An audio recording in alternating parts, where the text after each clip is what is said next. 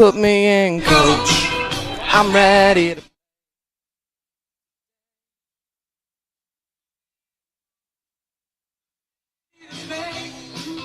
today.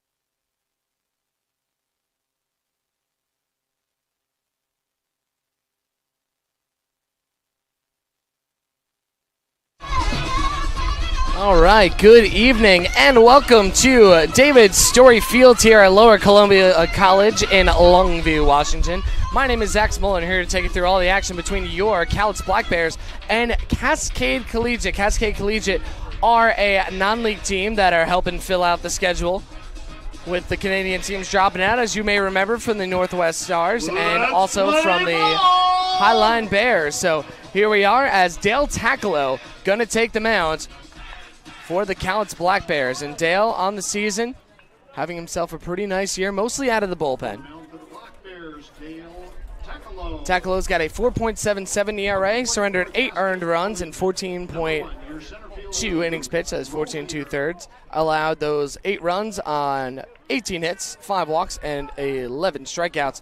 First pitch to Luke Rolder is in there and downstairs for a ball, so the count 1-0. We're underway at 6:32 p.m. So left-hander Luke Rolder up here against Tackalo, who gets a tapper over to the first baseman Nishida. Fields fires to first and sends him down for out number 1. So quick little 4-3 that helps Tackalo out greatly as Anthony Garrett gonna come on up. Now Garrett hitting .227. He's played the second most games on the season for this team. Over there at 6, he has 5 hits and 22 at-bats. No home runs, triples, or runs batted in, but he does have a double and has walked as Tackalo fires a strike in there, down and outside, 0-1. Now Dale kicks, delivers the next offering, and again paints that corner, 0-2.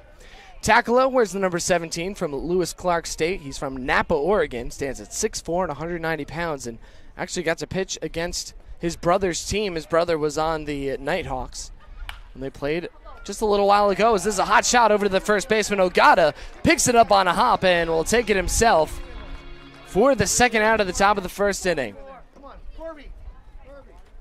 And with that, now Michael Ball going to come on up. Ball leads the team with 7 games played. He's just 2 for 23, but he does have a couple of runs batted in and has walked 4 times. Yeah, Ball and his brother Joe are both starting today as he fouls this one away. Count 0-1. Let's meet the entire Cascade Collegiate lineup. Luke Rolder is the center fielder who leads off with Anthony Garrett, the third baseman, hitting second. Batting third is Michael Ball, the shortstop, with John Taylor, the DH, cleaning things up.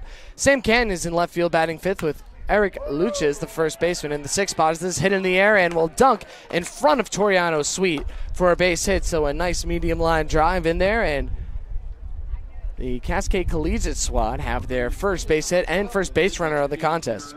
Moving right along, Peter King is in right field and batting seventh, with Carter Sakamoto catching and hitting eighth. And rounding out the order, batting ninth, is Ryan Cooney. He will be the second baseman. So another left-hander is up now, and John Taylor.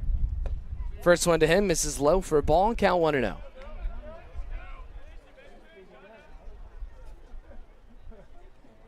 And we're just getting underway here at David Story Field. And I believe this is Taylor's 24th at-bat of the season as Burley catches one down and outside.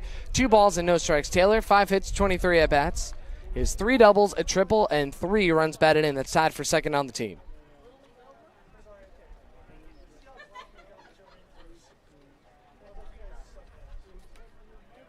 And now the next one. Runner thinks about going. The pitch is low. Burley thought about firing back over, but it's going to be a 3-0 count, and might not want to try that back pick throw. His first base might end up being occupied anyway afterwards with Taylor. So runner on first, 2 quick outs, both grounders over to the right side. Tackalo kicks, fires, and this one is hit foul, so swinging 3-0. This one will find its way into the stands. 3 balls and 1 strike coming on up here in the top of the first with 2 down. The Black Bears are here at home for just a pair of games against Cascade Collegiate before hitting the road against Portland, and then the return home for a weekend series against the Ridgefield Raptors. 3-1 runner goes. The pitch is high, so that's going to be ball 4. Back-to-back base runners for Cascade Collegiate as they get to their 5th man in the order in Sam Canton. That'll bring to the plate number 13, the left fielder, Sam Canton. And Canton is today's left fielder and making his first appearance Or rather, no, his 7th appearance for Cascade Collegiate. My mistake. 4 hits, 18 at-bats, a couple of runs scored, and 3 runs batted in. Also 5 walks as the left-hander takes a strike on the outside corner. Count 0-1. Today's officials for the ball game, we have Jeremiah Cameron behind home plate, and on the bases is Jamie Williams. So we welcome them here to David Story Field. It's Can, a left-hander. The crouch stance actually has his right leg in at jutting out at an angle towards the pitcher. As he takes another strike outside, 0-2. So far, Takalou's looked a little bit more comfortable against the lefties. As it comes set, kicks, delivers the 0-2, and floats that one high and outside. As the count, 1 ball and 2 strikes coming up to the number 5 hitter in the order. The Black Bears come into this game at 12-10-1, including non-league games, and 8-10 when it comes to West Coast League contests, as Takalou misses high and outside. 2 balls and 2 strikes. Dale does not have a record on the season, and entering this ball game has a whip of 1.57. Deuces wild, 2 balls, 2 strikes, 2 down. Kicks, delivers the next one, and this is skied in the infield. Schwartz, all alone at shortstop, calls everybody off and makes the grab for the final out of the inning. No runs, no hits, 1 hit. No errors, and 2 left aboard. Let's go to the bottom of the first in a scoreless tie near Black Bears coming to bat. You are tuned in to Cowlitz Black Bears Baseball right here on YouTube and KEDO.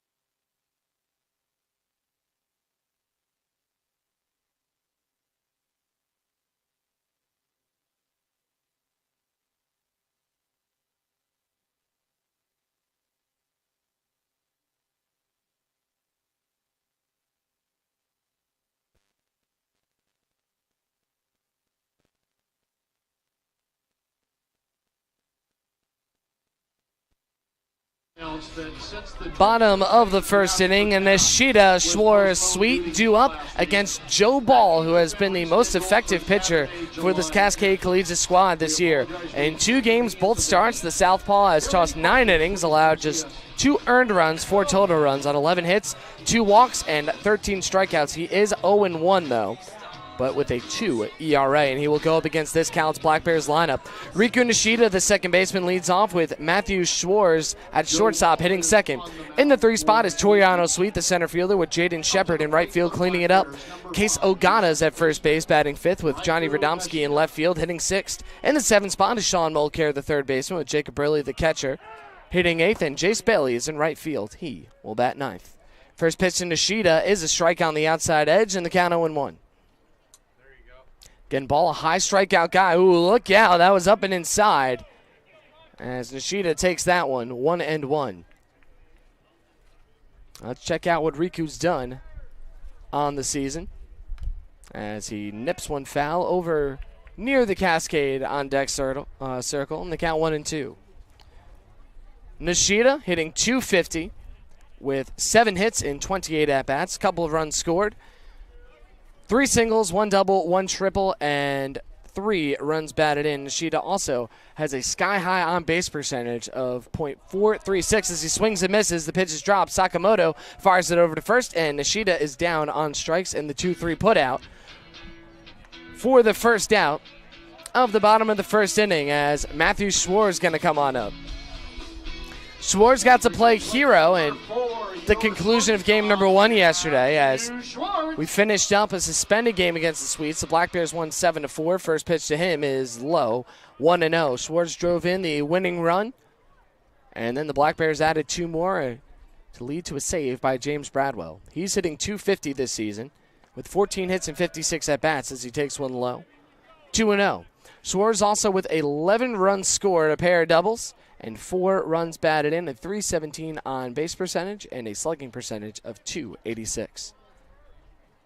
Now the 2-0 is rolled over, and that looks like it's going to stay on the third base line. Garrett was charging in, and he scooped it up, as that one was just going to stop over to the right of the foul line. So a nice little grounder for an infield single, and that's the first base runner of the ball game for your Black Bears. Well, so far so good. Cowlitz hasn't looked too tired. They got home. They got home at 3 in the morning last night after playing a 15-inning game against the Walla Walla Sweets, in which they won 4-3. Pitch a strike from Ball on the outside corner to the right-hander Sweet, 0-1. Toriano, another Black Bear, having some success recently, hitting .263. 10 hits and 38 at-bats, 12 runs scored. They check on the runner at first, throw not in time. He has a double, 7 runs batted in, an on-base percentage of .378, and a slugging percentage of .289. But for him, the big number is that hard hit rate at 44.4% as he takes one down and in. 1-1 coming up to the outfielder from Jackson State. The Black Bears, their last 2 rubber games of a series, their last game against Ben and then the last one against Walla Walla, both went to extras, playing a combined 27 innings. As Sweet takes one on the outside corner, 1 ball and 2 strikes. The Black Bears had snapped a 3-game losing streak by beating Walla Walla in the second game of the series, and now have a 2-game win streak. As Sweet lifts one in the air to left. That one's carrying pretty well, but the ballpark will hold it as Sam Canton is able to track that one down and put him away for out number 2. So 2 away. Schwartz still on first, and Jaden Shepard coming on up. Shepard, 6'6", 210 pounds from Ohlone College, hitting .157, 8 hits and 51 at-bats, 5 runs scored, a pair of doubles, a home run, and 6 runs batted in. He has a .259 on-base percentage and a slugging of .255 as he takes a strike for the first pitch, count 0-1.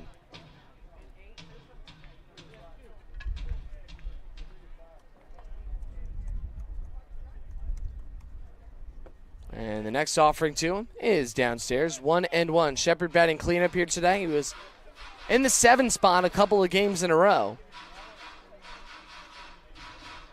Actually, his spot in the order saw 3 different players in the last one. First it was him, then he was pinch run for by Toriano Sweet before Kerry Arboleda came in the game.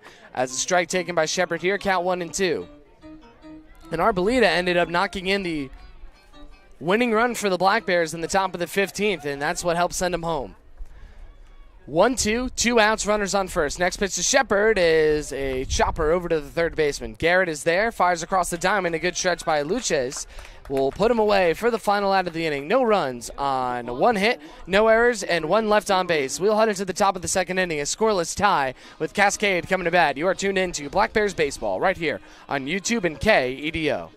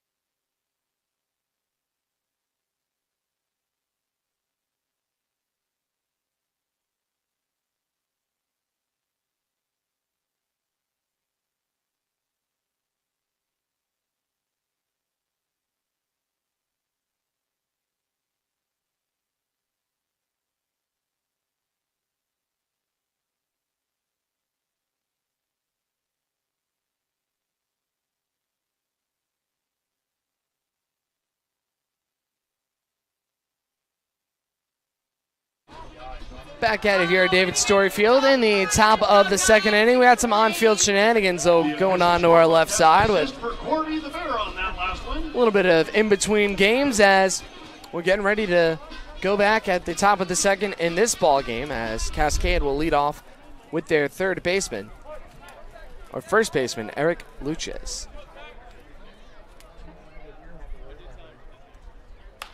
as he pops one up over on the left side and near the bleacher area, and that's going to go out of play. I was actually helping take tickets earlier, and people were asking where to sit. I said, you want to sit in those bleachers, you're going to get a lot of foul balls. That's Souvenir Central. Although there's not a bad seat in the park here. 0-1 is up and inside for a ball 1-1. And of course, if you want to attend a Cowlitz Black Bears game, you can grab your tickets at cowlitzblackbears.com. Here's the 1-1 from Takalo, and that's high and away. 2 balls and no strikes coming on up to the leadoff man in the inning. So as we peruse through, this looks like it is Luches' 7th game of the year. He has 2 hits and 16 at-bats, hitting 125 with 8 strikeouts and no walks for the young man. That one from Takalo missed outside, so now the 3-1 is another grounder over to Nishida. Picks it up on a hop, sidearms it to first, and will retire him for out number 1 here in the top of the second. The majority of the outs have been little grounders over to that right side, so Ogata and Nishida have been busy. And we've met both of them, so let's meet the rest of your Black Bears defense. Johnny Radomski's in left field with Toriano Sweet in center. Chase Bailey patrols the grounds in right field. Sean Mulcair is at third base with Matthew Schwartz at short. Riku Nishida manning second base, and Case Ogata at first. Behind the plate is Jacob Burley, and on the mound is Dale Takalo as Peter King takes a ball and now swings and fouls one into the dirt for a strike, 1-1. And yes, this is not the novelist, obviously. Coming on up, but certainly the uncanny name similarity as he takes one outside, 2-1. A lot of left-handers in this order. At the plate is number 10, Peter King. As Carter Sakamoto waits on deck. The 2-1 is cranked but foul, and by a group of young fans hanging out next to the Cascade bullpen.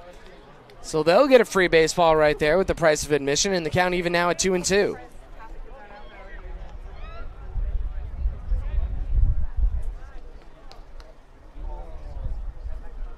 So 2 balls, 2 strikes. This is foul tipped in and out of the glove of Burley, 2-2. So the on-deck batter's wearing the number 37, but we have him as number 15 over here. And that happens sometimes with non-league games. The rosters fluctuate so much, so sometimes certain jersey numbers aren't available for different colors. This down and outside, 3-2. Speaking of jersey colors, Cascade wearing all gray jerseys with Cascade written across the front in modified cursive in green letters. Also with numbers on the bottom left in green. Same deal on the back as Takalo gets a swing and a miss off a changeup. Strike 3 to King, and he's down for out number 2. Cascade Colligate also with the forest green socks. The players who are coming up to bat, so we're going to hold off announcing the visiting players for the moment. Thick green stripes going on down the left and right pant legs with the green belts and the green batting helmets. Also Cascade Colligate with a green cap with the Cascade C outlined in gold, also golden brims for them. Base is clear, 2 down. Burley sets up down and away. First pitch from Takalo is a curveball that's lifted in the air to center field. Ranging back on it is Sweet, who grabs it and will put him down for the final out of the inning. No runs, no hits, no errors, nobody left aboard. We are done with 1.5 here at David Story Field as we head into the bottom of the second with the Black Bears coming to bat. You are tuned in to Cowlitz Black Bears Baseball online and over the air on YouTube and KEDO.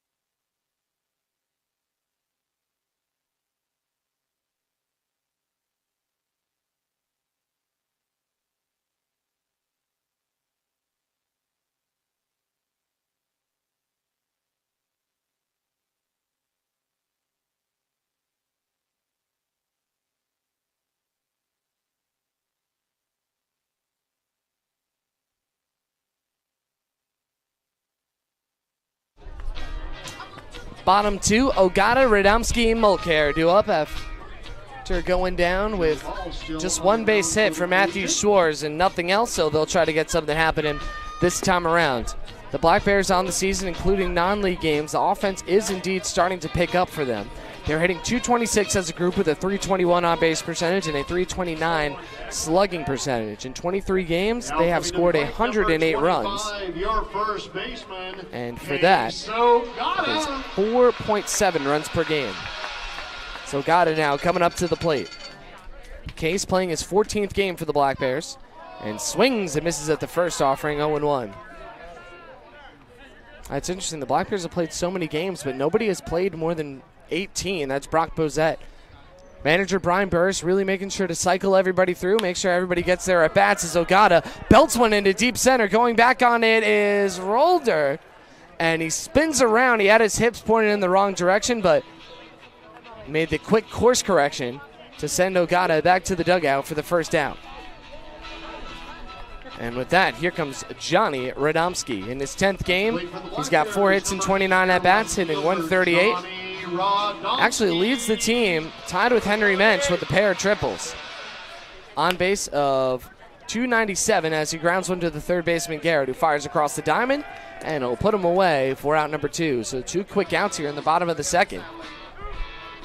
And that'll bring up Sean Mulcair. Mulcair, a left-handed batter, hitting .214. 9 hits, 42 at-bats, 6 runs scored.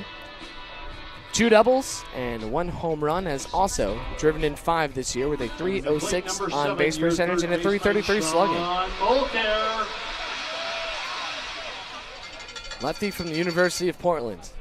Facing off against a lefty ball who kicks, delivers, and misses. Ooh, no, he clips the outside corner for a strike, 0-1. Looked like that was a bit low, but probably got on the cartilage line right below the knees. So no 1 count coming on up to him. The Black Bears are home for just a pair of games, and these will be their last 2 non-league affairs. Is that low for a ball, 1-1. Before they go off to Portland for a 3-game series from the 6th to the 8th, and then they'll welcome the Ridgefield Raptors from the 9th, 10th, and 11th to close out the first half of play as Mulcair swings and misses at the off-speed low, 1-2. And the Black Bears currently are in 4th place in the South Division, and it's interesting because if they were in the North Division, they'd be in 2nd. But they're 5.5 games back of the Corvallis Knights as Mulcair cuts on and misses at that one and is sent down on strikes for the final out of the inning. No runs, no hits, no errors, nobody left aboard. Let's go to the top of the 3rd. Scoreless tie and Cascade coming to bat. You are tuned in to Cowlitz Black Bears baseball right here on YouTube and KEDO.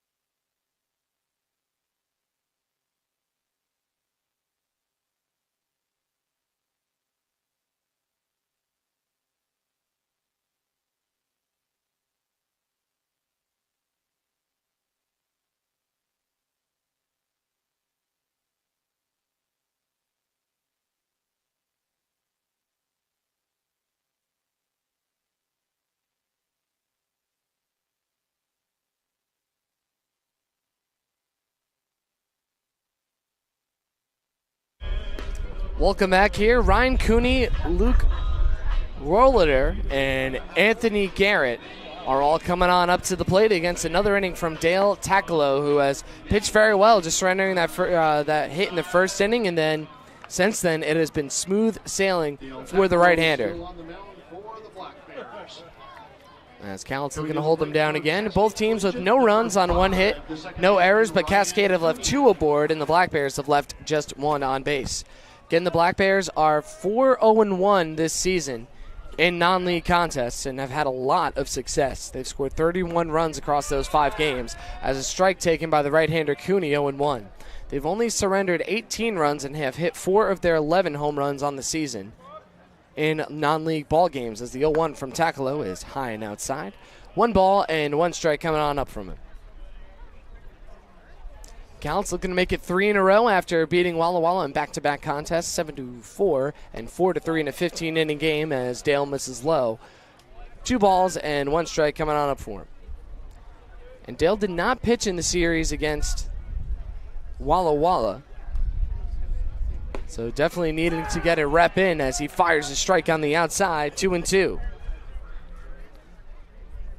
But Dale's certainly one of those pitchers that he can come in at any moment for this Black Bears team and contribute, as this is laced foul over on the right side by the grandstand seating, and that's going to go out of play. So we'll keep it at a 2-2 count.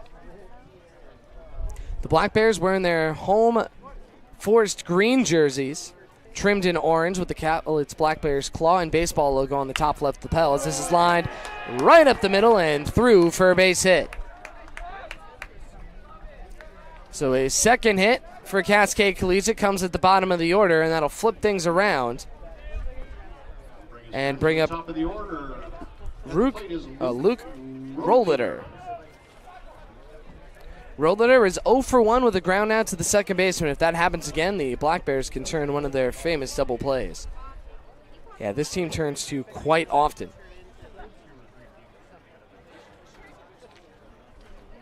As the first one from Dale is in there for a strike at the belt, 0-1. My apologies, Takalo did appear in the series against Walla Walla. Pitched 2 innings, allowing 1 run on 2 hits and 2 strikeouts in game number 1, a game that the Black Bears would lose 7-3. I was thinking of the Bend game, June 26, where he went 2/3 of an inning scoreless. So the check on the runner, throw was not in time, and an 0-1 coming on up. Takalo's got a nice live fastball and a breaking pitch that has the bottom fall right out of it. As the runner goes, the 0-1 pitch is high. They fire down to second. Burley, his throw is just not in time. So Cooney's in at second with a stolen base, and now runner in scoring position for the second time in the ballgame for Cascade Colligate. Also on the Black Bears jerseys, they have white numbers on the back, trimmed in orange. White pants with a green stripe going down the left and right side. Green socks and green caps. This one sliced foul over on the left end. Radomski near the fence, and he's going to run out of room. They'll go into the concession stand, 1-2. And the Black Bears with the green caps and the Cowlitz Black Bears C in white prominently displayed on the front with an orange bear filling in the gap inside that C. 1-2 coming on up. Takalo looking to collect his second strikeout of the evening. Doesn't like the first offering, now he's ready to go. Schwartz is shadowing Cooney. He's 15 feet off the bag at second as he kicks, delivers, high chopper over to Nishida. Picks it up on the hop, fires quickly to first. Ogata with the stretch, and it's not in time. An infield single, not much Nishida could have done that time. As if he ran in to get the ball, it would have bounced over his head. And he did the best he could under the circumstances, and now runners on the corners. And Anthony Garrett coming on up. Garrett is 0 for 1. He grounded out to Ogata as there are still no outs here in the top of the third. Back-to-back base hits for Cascade. Burley sets up down and away. Takalo with a quick nod, kicks, delivers, and fires a fastball strike on the outside, 0-1. And now Jacob Burley going to go out and have a chat with his right-hander. A little bit of strategizing as we'll take a quick look around the West Coast League while that's going on. The Yakima Valley Pippins lead Bend by a score of 1-0 in the bottom of the second at Vince Ganna Stadium, and Ridgefield lead the Corvallis Knights 1-0 in the bottom of the second at Goss Stadium. That's a big series there, as the Raptors are just 2 games behind Corvallis for the lead in the South Division. Portland also sticking around. They're 3.5 games back. No balls, 1 strike. Takalo going to try the pick move at third base, and nothing doing. Mulcair going to run in to try to push Rollletter back. The count's still 0-1 here with nobody out. Ogata's holding the runner on first base. Mulcair not playing particularly far in at third. He's about even with the bag and now takes a few steps in. Middle infielders are back. They'll trade the run for the double play as Takalo fires over to first this time. Nothing doing. And the Black Bears will certainly use these games to get a lot of arms, some reps, and cycle a few guys into the lineup. Maybe some people can earn their way into the everyday lineup. The pitch is strike and the throw. Nishida with the tag. They got him. The throw by Jacob Burley was on the money, and even better, the tag by Riku Nishida. So he's caught stealing on the 2-4 as Nishida's got that wonderful slicing tag. He wastes zero motion as the Black Bear is able to steal and out away on the caught stealing. So now an 0-2 count. It always feels better when you get the runner out and also deliver a strike. Fly ball scores runner as the 0-2 is served and into the screen behind home plate. And we'll keep it at an 0-2. Shane McCarroll back. His first home game in a while. After taking some time off, going on vacation, and he was back for the final game of the Walla Walla series and brought some good luck as they won 2 games on that day. Here's another 0-2, and that's off the end of the bat. And back into the backstop. So now the coaching staff all here. And it was Corey Keir's birthday yesterday, the pitching coach for the Black Bears. He turned 50 years old, so happy birthday to Corey. Brian Burris, of course, the manager, and Aaron Matthews, the hitting coach, rounds out the coaching staff for your Black Bears. Another 0-2. Breaking ball is lined into left. Coming in on it, Radomski. He makes the grab. Runner goes. Here comes the throw home. It's a bit off line, so Cooney going to score on the sacrifice fly. And Cascade draw first blood. It's 1-0.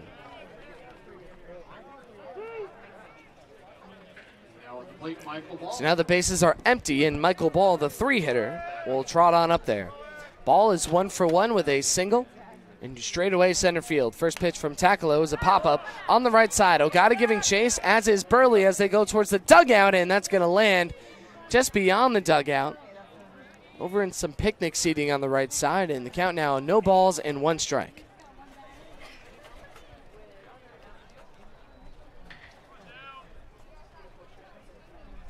So now 1 run on 3 hits in the ball game for Cascade Collegiate against the Black Bears as this game continues to move along fairly quickly. We're only half hour in the top of the 3rd with 2 down. Lefty John Taylor on deck as the breaking ball is fouled straight back, 0-2. Some dimensions here, David Story Field, 306 down the left field line, 342 to the power alley in left center. 387 feet to dead center, and then down the right field line is 326 feet from home plate as this is up and in, 1-2. So the Black Bears not out of it yet in the division as they have 6 more league games to go in the first half and are 5.5 back. This is Sky DeSweet, and he will put the glove on it for the final out of the inning. So 1 run comes in on 1 hit. No errors, and 1 left aboard. Let's go to the bottom of the 3rd inning, or rather on 2 hits. Let's go to the bottom of the 3rd. The Black Bears trailing by 1. And coming on up to bat right here on YouTube and KEDO. Stick with us.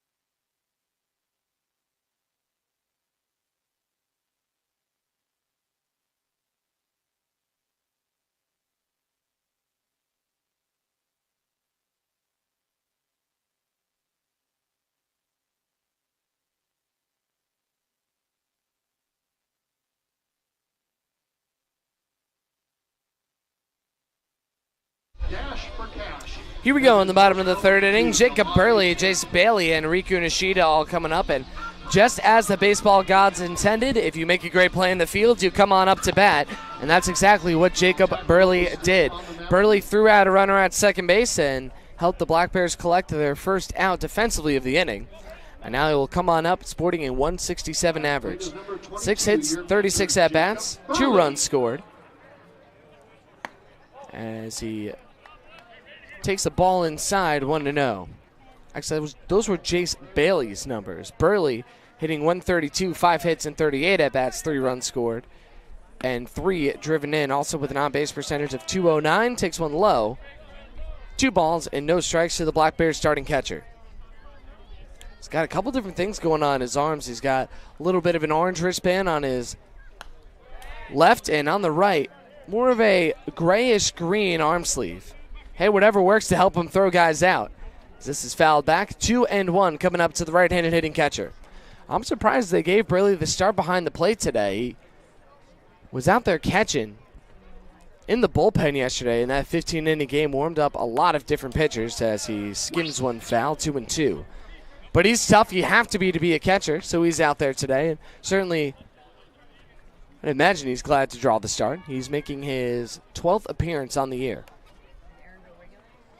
Nobody on, nobody out. With a 2-2 count to Burley with Jace Bailey on deck. Next offering is high and away. Count full now, 3-2. And again, these will be the final Black Bears non-league games. And tomorrow we invite you to come on out and join us for fireworks night at David Story Field. The special start time is 7:05. So get your tickets at CalixBlackBears.com as Burley hits one into left field. Canton comes in on it, but allows it to drop in front for a base hit. Didn't want to take a risk there, trying to catch it on the shoe tops. So Bailey with the second hit of the contest for the Black Bears and leads off the inning with a single. Coming to the plate is number 12, your right fielder, Jace Bailey. So now Jace Bailey, I'll read his numbers. He's a switch hitter batting right-handed. Bailey hitting 167, 6 hits and 36 at-bats with a home run, 4 runs batted in as he hits the one off the end of the bat over to the first baseman. He throws, and the throw goes wide and into left field. What a hop slide over there by Burley as he's going to advance over to third base. And that's going to go as a throwing error by Luches to allow not only the runner to reach, but also to allow Jacob Burley to go on over to third base. So now runners on the corners for Cal. It's there in business with Riku Nishida. We're back to the top of the batting order. At the plate, Nishida is 0 for 1 with a strikeout swinging. Riku from Osaka, Japan, one of 2 players on the Black Bears roster. Hailing from there as he lines one into left center. That's going to dunk it for a base hit. Burley hustles home. Going to second is Jace Bailey. It's an RBI single for Riku Nishida, and the Black Bears have tied it up. It's 1-1.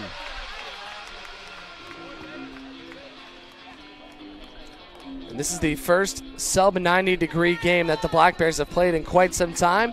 It's sunny and 72 here in Longview, and players certainly loving it as the coach Ben Kruger headed on out there to talk to ball. He's the only coach on the staff for Cascade Collegiate.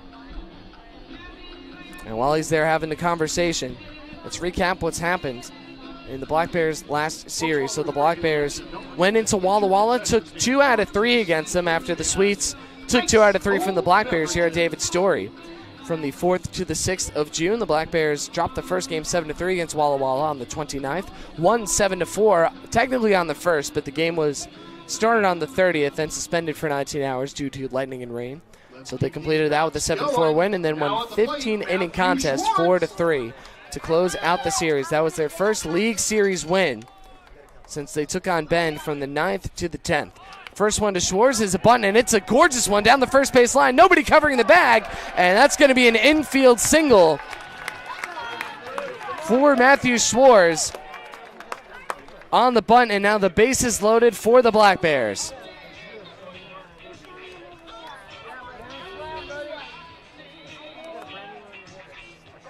Bases loaded.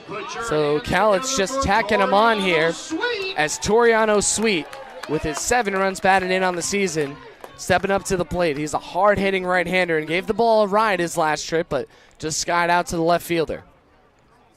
First one to him is a breaking ball that he takes high, 1-0. Pitch number 32 from Joe Ball.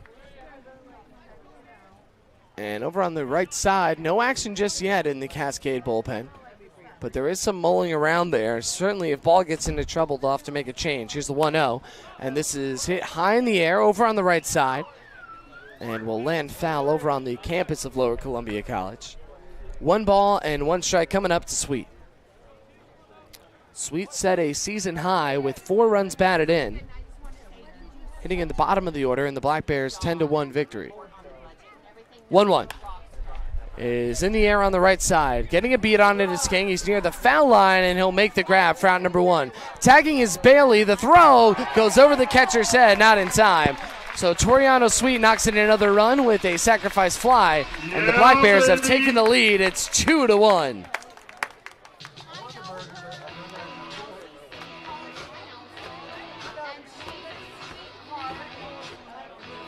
And Riku Nishida also got to third base on that as well. Matthew Schwartz going to stay at first as Jaden Shepard going to attempt to bring a few more home. He's 0 for 1 with the ground out. He's got Schwartz on first and the speedy Nishida at third base. First pitch to him is high and outside, but he swings right through it. 1-0. All speed pitch. Looked like he was trying to tattoo that one over the short fence in left center field. Schwartz off and running. This hit in the air and scooped foul. And the count 0-2. Schwartz will have to retreat back over to the first base bag.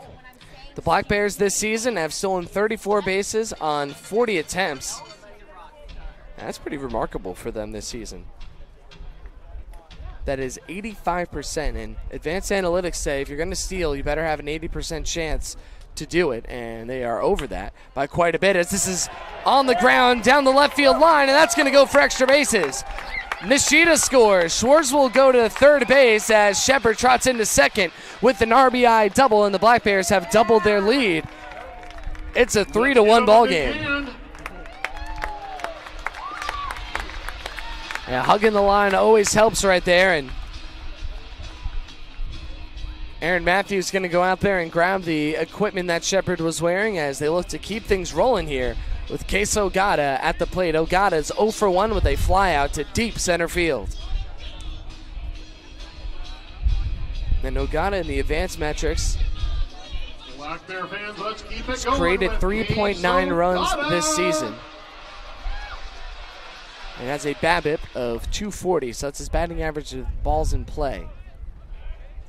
Also 1 for 10 with runners in scoring position as he hits one the other way, but backwards, 0-1. The Black Bears as a team hitting 186 with runners in scoring position on the year, but today have gone 3 for 3, so big step up for them. Another chance right here as the 0-1 is a breaking pitch that crosses the plate a little high. 1 ball and 1 strike coming on up from Joe Ball, about to throw his 40th pitch. The lefty with the high socks comes set near the belt, kicks, fires, and Ogata skies one to deep center yet again. This will bring in Schwartz as the catch is made by the center fielder. Here he goes for home. The throw is not nearly in time. So it's another sacrifice fly from the Black Bears, and they're now up 4-0.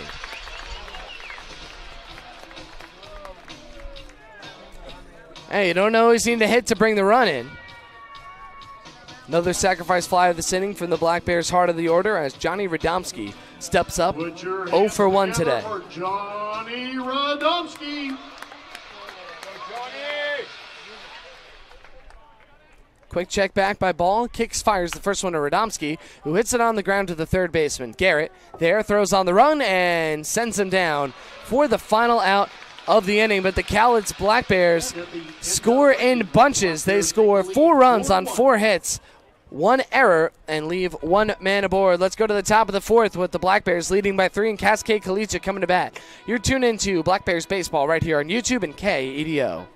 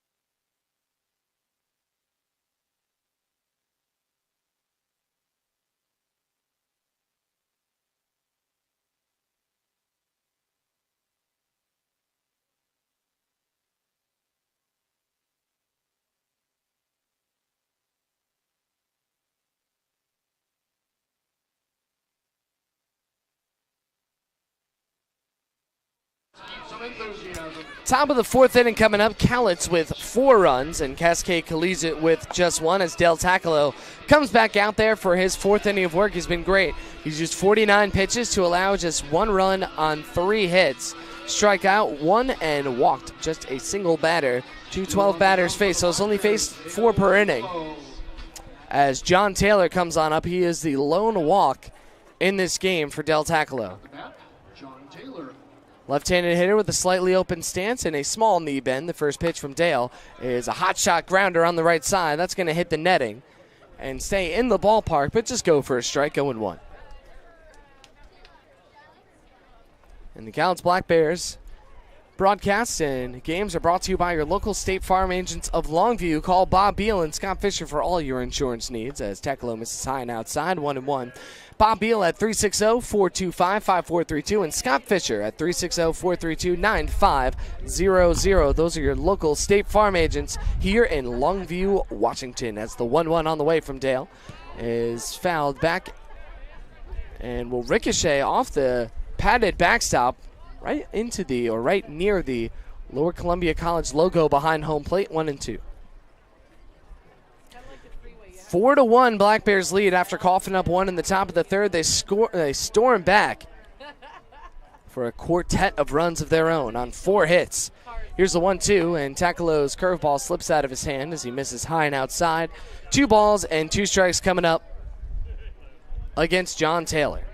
Taylor, Canton, and Luchez coming up to the plate in this inning. That is 4, 5, and 6 for Cascade Collegiate as this is scooped in the air, foul on the left side, and that'll continue to carry out of play into the parking lot. So, well, that's why we stamp the hands of our fans. If they want to go out, get a foul ball, they can come on right back in and hold on to it, maybe get it signed after the game. The 2-2. Again, hitting the air in the same location and out of play, so we'll do it all over again. Tacolo has started a game. He started against the Northwest Stars Nighthawks. It's another non-league affair.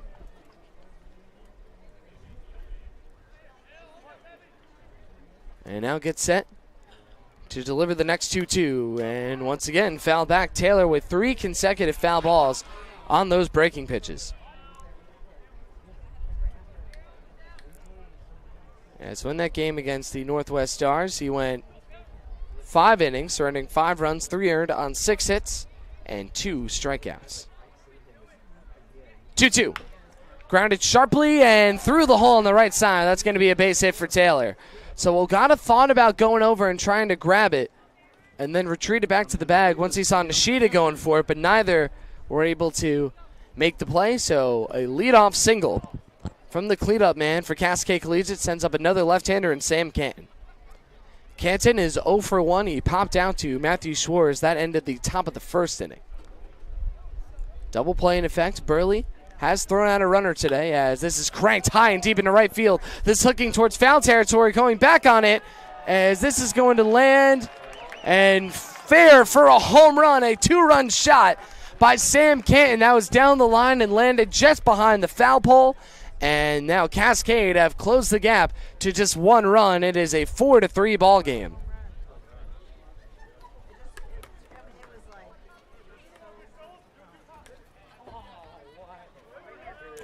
For Canton, that's his first home run of the season, just the 3rd of the year for Cascade Collegiate. As Peter King and Zane Scansey have the others. Tacolo looking to bounce back, allows a hard liner, but right at Radomski, who will make the grab for the first out of the top of the 4th inning. That'll bring to the plate Peter King. So a way to bounce back, 1 pitch, 1 out. As Peter King comes on up, he is 0 for 1 with a strikeout. But he does have a home run for this team, also a triple. But the bugaboo for him this season are those now 11 strikeouts and 22 at-bats. It's a 50% rate. First one to the lefty is a fastball on the outside corner from Tacolo, 0-1.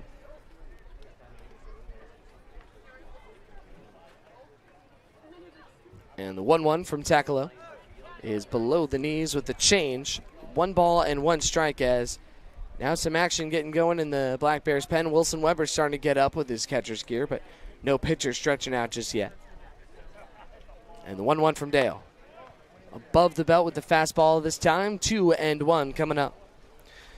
And whether you're at home, on the road, or somehow unable to tune into Black Bears Baseball on YouTube or KDO, you can always follow all the action on their social media platforms. We'll tell you those after this. Popped up to Nishida, who goes over towards the second base bag and will make the grab for out number 2.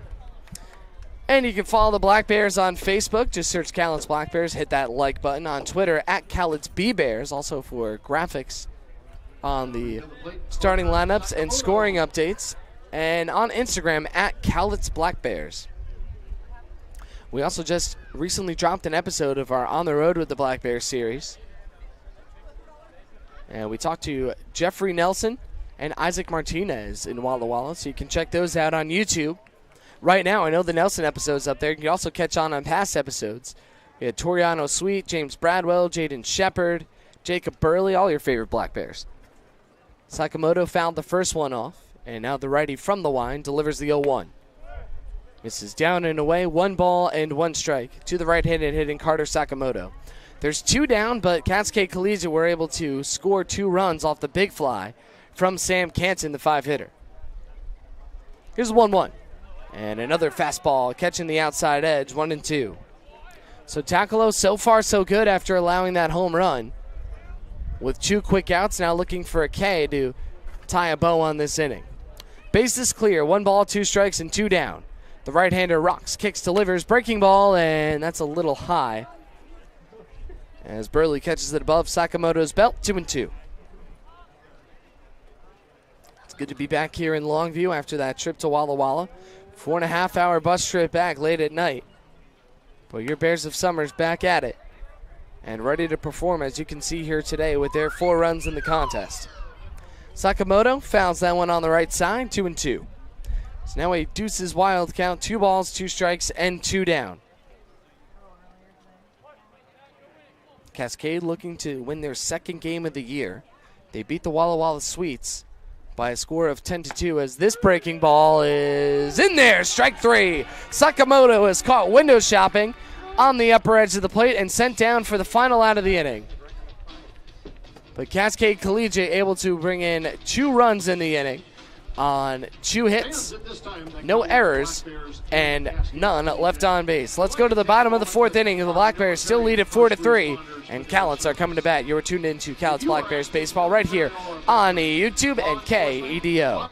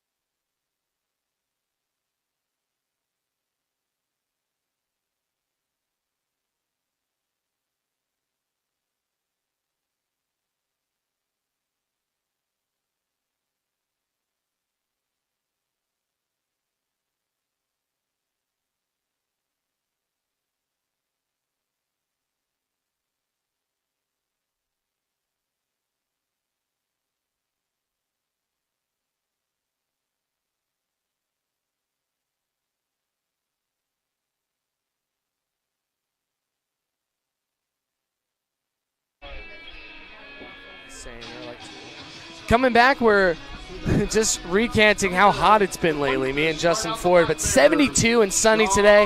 Perfect baseball weather in the Pacific Northwest as the Black Bears lead it by 1 here in the bottom of the 4th. Mulcair, Burley, Bailey, 7-8-9 coming on up for your Bears of Summer.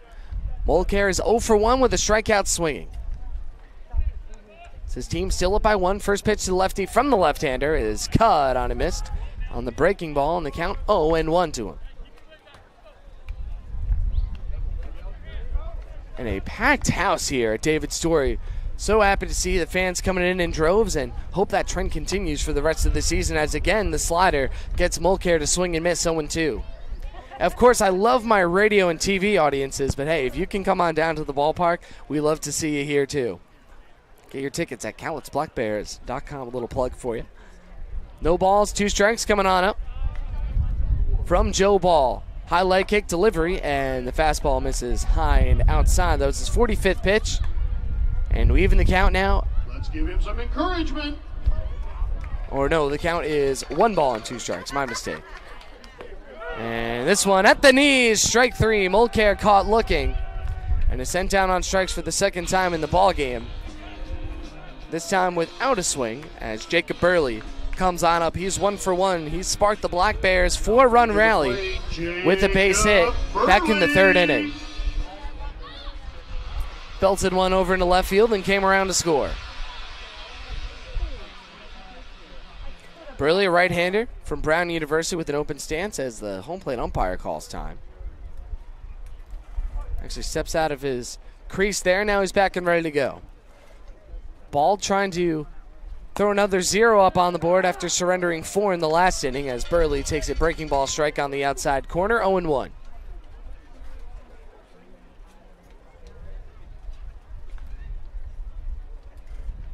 Long look in from Joe Ball. Sets by the letters, and the next pitch, Burley trying to check his swing, and yeah, the appeal from the umpire, he certainly went around that time, 0-2. Let's make some noise. So some good news for the Black Bears, as Aaron Matthews, who came all the way out here from Virginia, his wife and daughter are here for the week for Independence Day weekend, so we welcome them here to Longview. And hope they have a nice time here as Burley takes one just off the edge on the outside, 1-2. And Matthews was on the phone with them on the bus trip home and everything. Super excited to see his family. And wonder if they're here at the ballpark.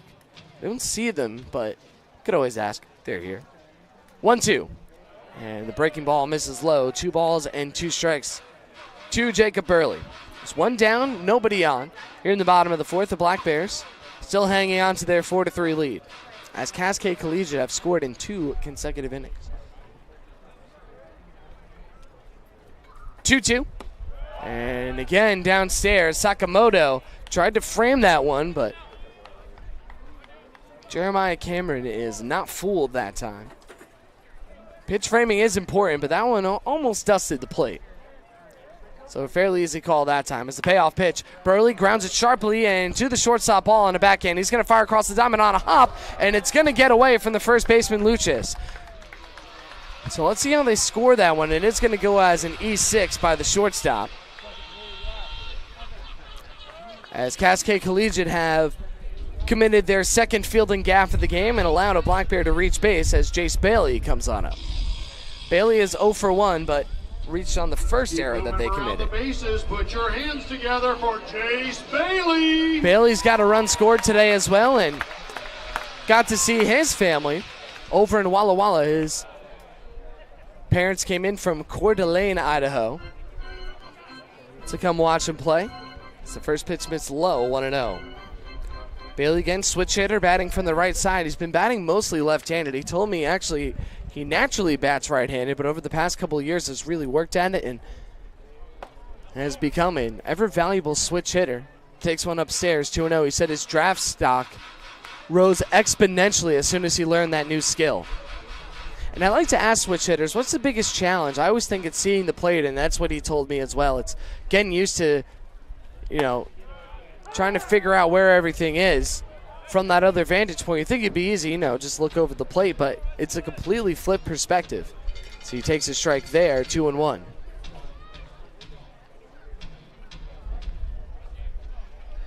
So 2 balls and 1 strike. The left-hander delivers. Bailey fouls one off himself. And the 6'5" outfielder from Boise State finds himself in a 2-2 count. Bailey, a spectacular defensive outfielder. He's a great option for these Black Bears. They have so many good outfielders. You think of the Toriano Sweets, the Jacob Simpsons, the Brock Mortensons on this team. Really, there's nobody out there that this team doesn't trust in those 3 outfield positions. As Joe Ball attempts to pick off, but Burley is back there in time. Another 2-2 coming on up. He deals. And it's a swing and a miss, strike 3. Now the snap throw to first. That's not in time, as Bailey able to get back in there. But 2 strikeouts in the inning for Joe Ball, as he's brought his total up to 4 this evening. Here's Riku Nishida. Nishida was his first strikeout victim, but he also knocked in a run with a base hit. Now at the plate, Riku Nishida. Nishida holds the bat high above his head before starting his other rituals there in the box. A couple of high leg kicks to get his timing going as he takes one down and outside for a strike. 0-1. I said ball. I clearly heard Cameron say strike. 0-1 pitch now. Swing and a miss at that slider down and outside that's been fooling a lot of Black Bears today. As Nishida quickly in an 0-2 hole. Man on first, 2 down, 0-2 count coming up to the leadoff man for the Black Bears. They lead it by 1 run. Ball now dialed in. Comes set. Keeps Burley honest with the look as Burley goes off towards second. Here's the throw, and it goes into center field. So he's in there with a stolen base. That's a ball to Nishida.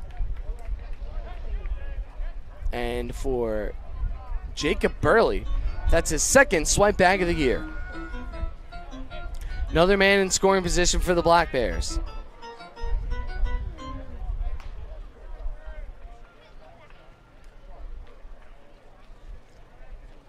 So the wind blows in from left center.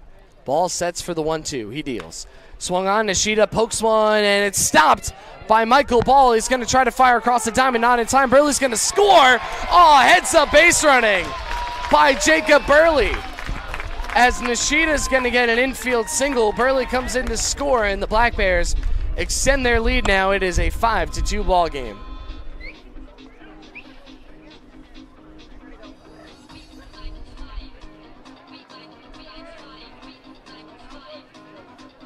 So how about the base running by Burley there to score from second on an infield single? At the plate is Matthew Schwartz. Another ribby for Nishida. Here's Matthew Schwartz. 2 for 2, a couple of infield base hits as he takes one on the lower half of the zone for a strike. 0-1. So now 5 runs on 6 hits, and the Black Bears, I believe this has got to be their best game with runners in scoring position as they're 4 for 5. This is a slow roller, but they're going to say that it was fouled off of Schwartz's body. 0-2.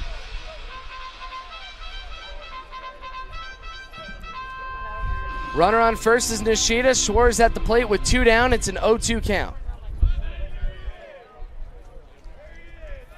Ball gets ready to go as Sakamoto sets up outside. He delivers, and this is lined into center field.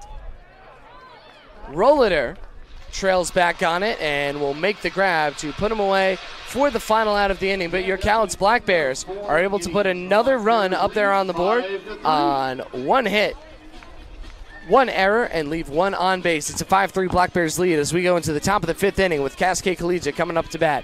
You are tuned in to Cowlitz Black Bears baseball right here on YouTube and KEDO.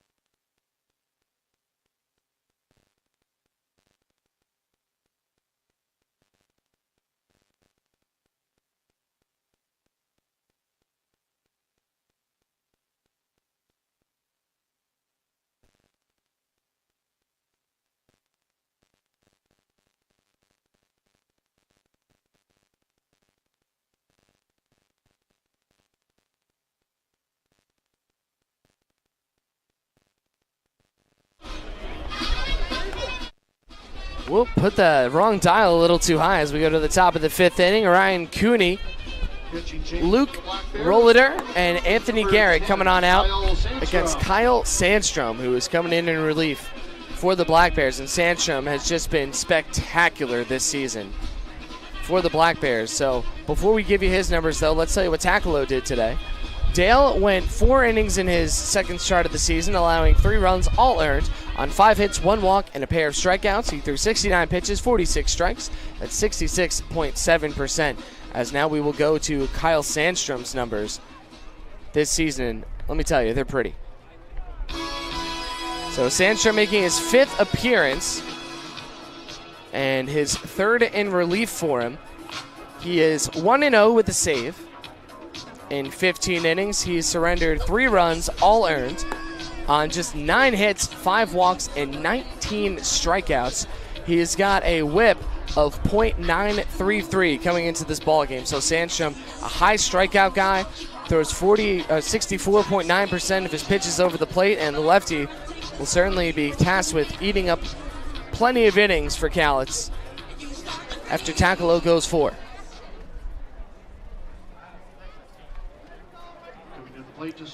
And Cooney is 1 for 1 with a single today, with the run scored. So Sandstrom now in the ball game, loves pitching here at LCC. This is where he attended college, his first 4 seasons of college ball, as Cooney skies one foul on the right side, 0-1. Won a couple of NWAC championships in 2018 and 2019, but that was as an outfielder. He's got a live arm, and Charleston Southern certainly has a wonderful southpaw in their program, as the 0-1 is a fastball high and away in the left-hander's batter's box, leaving the count at 1-1. The Black Bears with 4 runs in the 3rd, 1 in the 4th. That gives them 5, and they're up by 2 against Cascade Colligate, who had 1 in the 3rd and 2 in the 4th inning. Another one fouled in the air by Ryan Cooney as he falls behind in the count, 1 ball and 2 strikes. Our GM, Gus Farah, in attendance today, coming on in, and as always, our owner, Tony Bonacci, here at the ballpark. Loving to see him. From Phoenix, Arizona, but lives in the town during the season. So 1-2 is, again, served in the air by Cooney. So plenty of foul balls and plenty of souvenirs as the 1-2 coming up. You know, when I was broadcasting in Florida last season, we really couldn't let the fans keep too many of the foul balls because of the budget restrictions in the Florida League, and also because of COVID. This is fouled back by Cooney, so 3 fouls in a row and 4 total in the plate appearance. So what we would do to incentivize returning the foul balls is if you returned one to the concession stand, you would get a free snow cone. And I'm like, that's a pretty sweet deal. Especially if you got 2 foul balls, you can keep one and get a snow cone, or get 2 snow cones. Who doesn't want 2 of those? As this is grounded to short to Schwartz. Line drive throw over to first, and Ogata barely has to stretch as Cooney is sent down for out number 1. So me and our public address announcer at the time, Glenn Cowan, would repeat that over and over again on the air and, of course, at the field, and try to incentivize that moving forward. Luke Rollader up now, 1 for 2 with a single that just went through the right side for a base hit as he takes a hard strike from Sandstrom on the outside corner, 0-1. Lefty-lefty as Garrett, a right-hander, waits on deck. Some shadows starting to splash in from left field as the sun begins to duck behind the trees out there. Will help out, although not too much heat really to worry about today. As Sandstrom misses with the second pitch of this at-bat. 1 ball and 1 strike coming on up to him. Cowlitz looking to win their 3rd in a row here and continue their dominance in non-league games. They have not lost a game outside of the West Coast League. As Sandstrom's 1-1 curveball right in at the knees for a strike. He jumps ahead emphatically, 1-2. Bases empty, 1 down. 5-2 Black Bears lead. Sandstrom pitching with the specs on. Shakes off the first sign and is ready to go. Burley sets it down and away. The next one, curveball, is slapped over to the third baseman, Mulcair. Fires quickly as soon as he scoops it up, all in one motion. And now back-to-back groundouts have retired the first 2 Cascade Collegiate batters here in the top of the 5th inning. Anthony Garrett. So now we'll get our 3rd look at Anthony Garrett. He is 0 for 1 today with a sacrifice fly and a groundout for the young man. Sandstrom has used just 10 pitches and 8 have crossed the plate for strikes. First offering, high and outside with the fastball, 1-0 coming up to the right-hander. Garrett's made plenty of nice plays over at the hot corner today at the other end. And some strong throws to retire some Black Bears from across the diamond as he swings and misses. At the outside changeup, 1-1 at the plate for Garrett. And don't forget to get your tickets to tomorrow's game. We'll have a fireworks show as we celebrate Independence Day weekend here at David Story Field. Don't miss the action against Cascade Collegiate at 7:05 p.m. and you can grab those tickets at CowlitzBlackBears.com, or you can go see Abby or Tony in the ticket booth a half hour before game time. So that'll be at 6:05 p.m. 2-1 now coming up from Sandstrom. And he misses down and outside. 3-1 as Kyle looks to avoid walking a batter after retiring the first two so smoothly.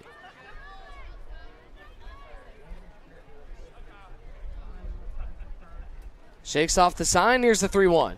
And Burley unable to pull it up for a strike, so Garrett will walk on 5 pitches, and Cascade Collegiate with a man aboard, and Michael Ball, their 3-hitter, coming to the plate.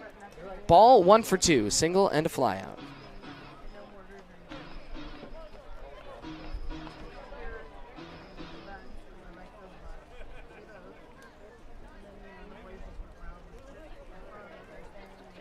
So now Sandstrom with the runner on first, but he's got a spectacular pickoff move, so he might not be there for long as he misses high and away to Ball with the fastball, 1-0.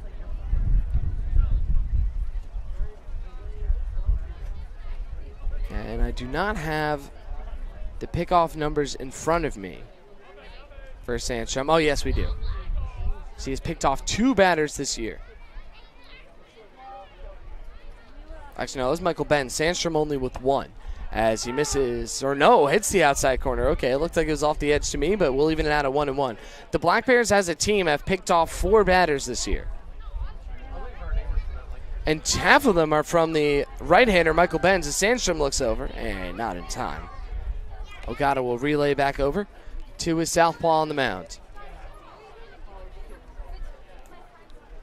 5-3, Cowlitz's lead Cascade. Sandstrom's next one is fouled just into the netting behind home plate. And now he's ahead in the count, 1 ball and 2 strikes. So now Sandstrom looking to add another strikeout to his total. He's got 19 on the season. And would love to be the 3rd Black Bear to reach that 20 total. Miles Davis is 20 and Kelly Austin is 33. They're the only ones ahead of him as this is grounded. And Ogata slides to stop it, flips it to Sandstrom, and it's not going to be in time. An infield single from Michael Ball off the slow dribbler to the first baseman, and now 2 aboard here in the top of the 5th. And the tying run now is on base for Cascade. Now at the plate, John Taylor, the lefty, has been perfect so far. He's 1 for 1, walked and singled. He also scored a run. As actually, they're going to give an error to Ogata on that play. Interesting. It looked like he went to slide and stop it as this is cranked into right field for a base hit. Rounding third and coming on in is Anthony Garrett, and it's an RBI single for John Taylor as the Black Bears lead has just been cut down to 1. Now at the plate is Sam Canton. Sam Canton with the booming shot earlier. Closed the Black Bear lead down to just 1, then they made it back to 2 with a run of their own in the 4th inning. And now again, the Black Bears clinging to a lead of just a single run as the first pitch from Sandstrom on the outside corner for a strike, 0-1. So Taylor on first, Ball on second base, the lefty Canton at the plate. And the 0-1. That's another strike right at the knees on the inside, Black. 0-2 coming up to Canton. Big opportunity for a strikeout here for Sandstrom as they got to stop the bleeding right here. No balls, 2 strikes, 2 down, 2 men on. Sandstrom kicks, delivers, curveball, and it's another slow roller, this time to Nishida. Picks it up, fires to first, and that'll do it to send him down for the final out of the 5th inning. But Cascade Collegiate put another run on the board. They score 1 on 1 hit, 1 error, and leave 2 men on base. We're halfway through at David Story Field, just 1 hour and 13 minutes into the game as we go to the bottom of the 5th with your Black Bears coming to bat. You are tuned in to Cowlitz's Black Bears Baseball right here on YouTube and KEDO.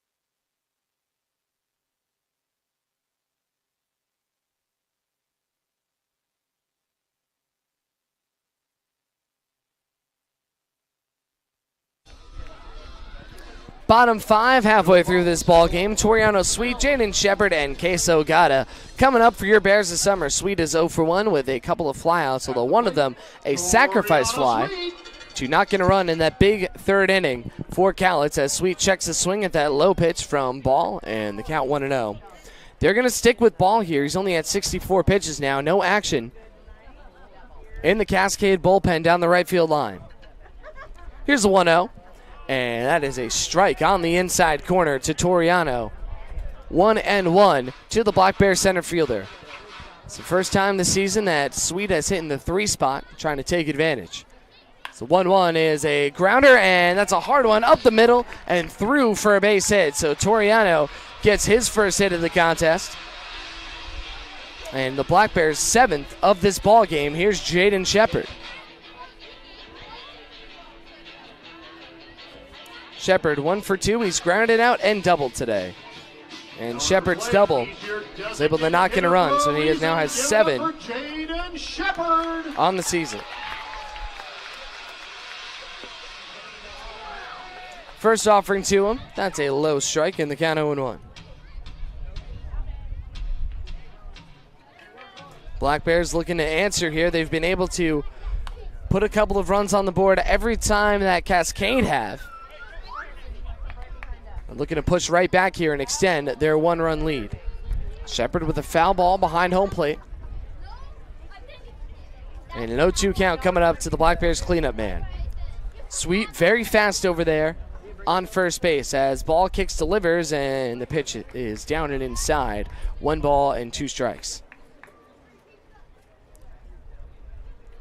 For Toriano Sweet this season, he has 6 stolen bases and as many attempts. 1-2. Again, down and in, 2-2. When Sweet doesn't start, he's usually used as a pinch runner late in ball games because of his blazing speed. He can score from first on a hit to the gap and from second on a lazy base hit. As Shepard clangs one off of the pole behind home plate, so we'll keep it a 2-2 count to the Ohlone College first baseman. He's today's DH for the Black Bears. Pumped up, make some noise. As another extra base hit will give the Black Bears a 2-run lead. And Ball with the pickoff attempt, not going to be in time as Sweet slides back in there easily. Yeah, if you want to learn more about Toriano Sweet, check out our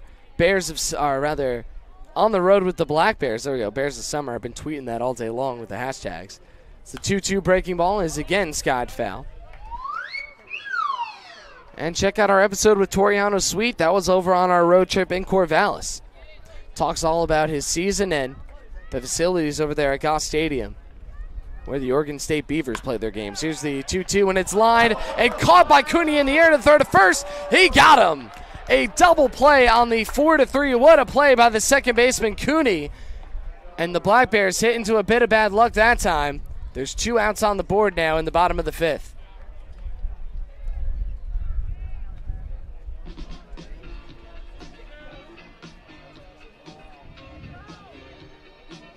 At the plate, give him a shout out, Case Ogata. So here is Case Ogata coming up.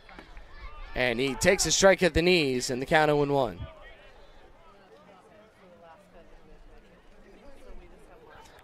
Ogata has a sac fly and a fly out, both to straightaway center field as he gives one a lift, but on the right side and out of play.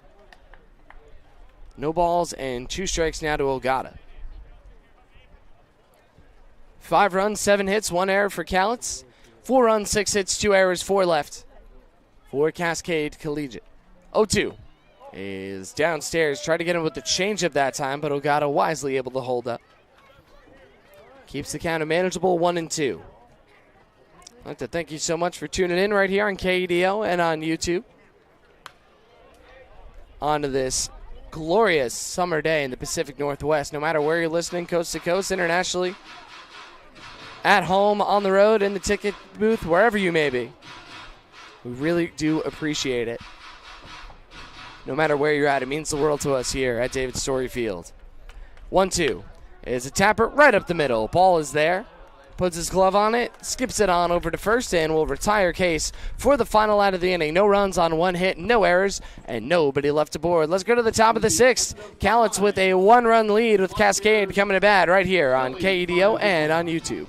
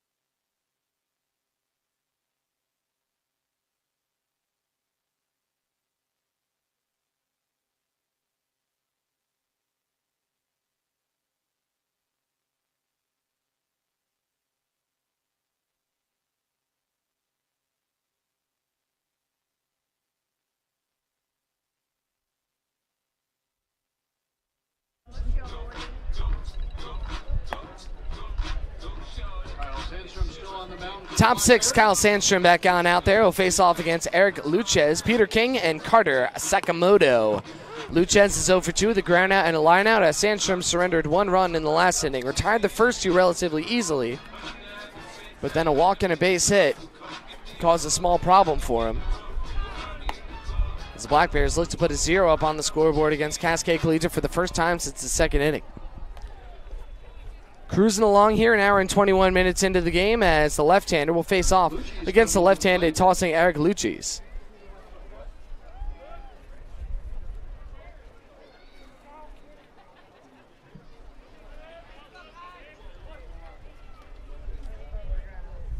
And Sandstrom comes set, winds around and delivers the first one, a fastball off the black inside for a ball, 1-0. That was just Sandstrom's 24th pitch, and he's thrown 16 for strikes.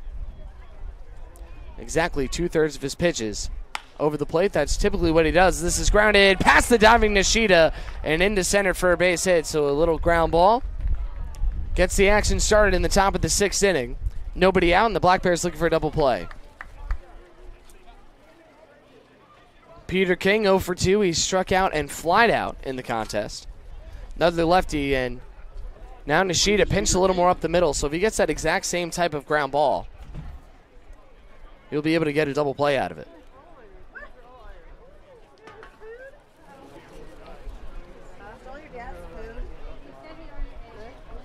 Sandstrom's first offering, that's a strike on the inside corner.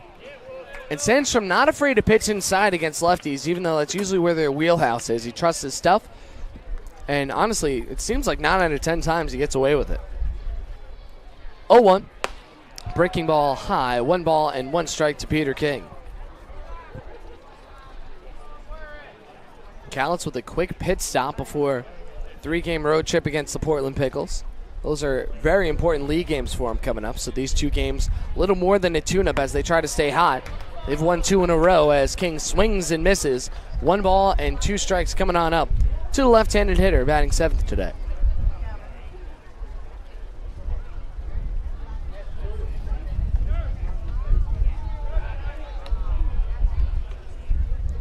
And after a long look by Sandstrom, he decides to make a quick throw over, but it's not in time. Big lead by Luchez. Maybe 11, 12 feet off the bag. As the 1-2 breaking ball upstairs. 2 balls and 2 strikes now to King.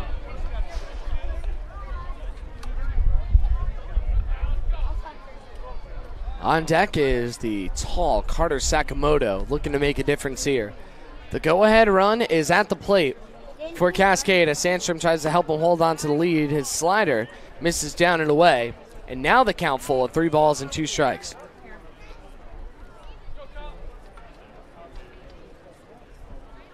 The former Red Devil trying to keep this one a close one. Fires over, and Luchez is back there in time. He wasn't on the road trip with the Black Bears, but he wouldn't have been able to make a start anyways. They had everybody lined up, so now getting him some work here today. It's a payoff pitch. Look out, that's upstairs above King's head. And that's going to go for ball 4 as Luchis goes over to second base, and there's now 2 aboard.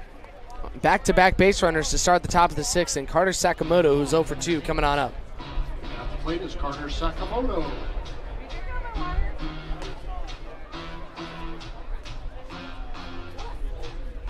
Sakamoto.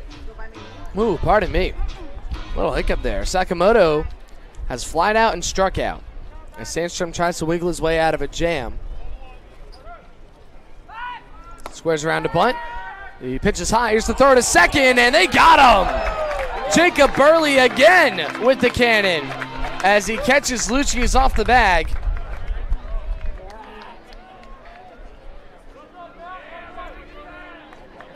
On the 2-6 putout. What a play by Jacob Burley.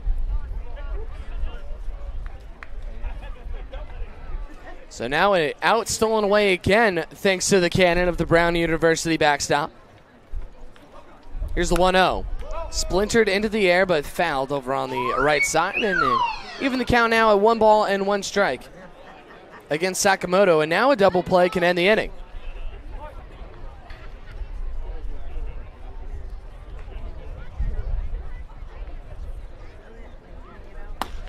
One pitch. Ooh, just misses that outside edge. 2-1 as Jake Dent starting to get hot in the pen for the Black Bears. Ground ball here will make a huge difference for determining how long Sandstrom will stay into this ballgame. If he can get a quick double play, he'll probably come out for the 7th, but if he continues to get behind in counts here, they might have to give him the hook and turn things over to Dent.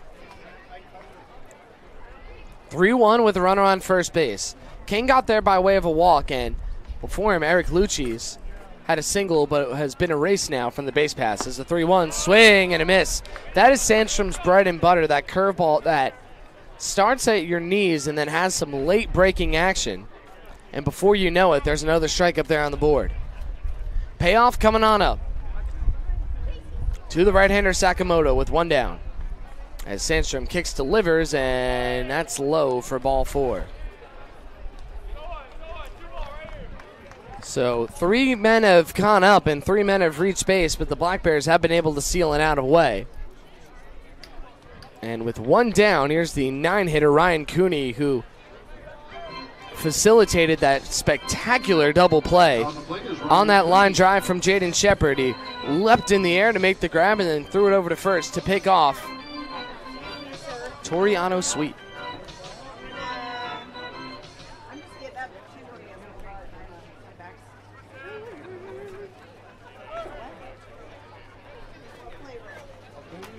Sandstrom's first one is hit lazily into the air in right field.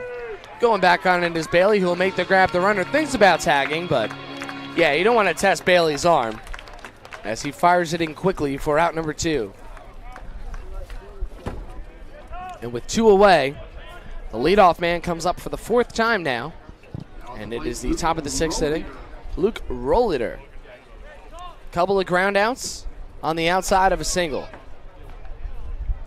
Another left-hander for Sandstrom to try to put away.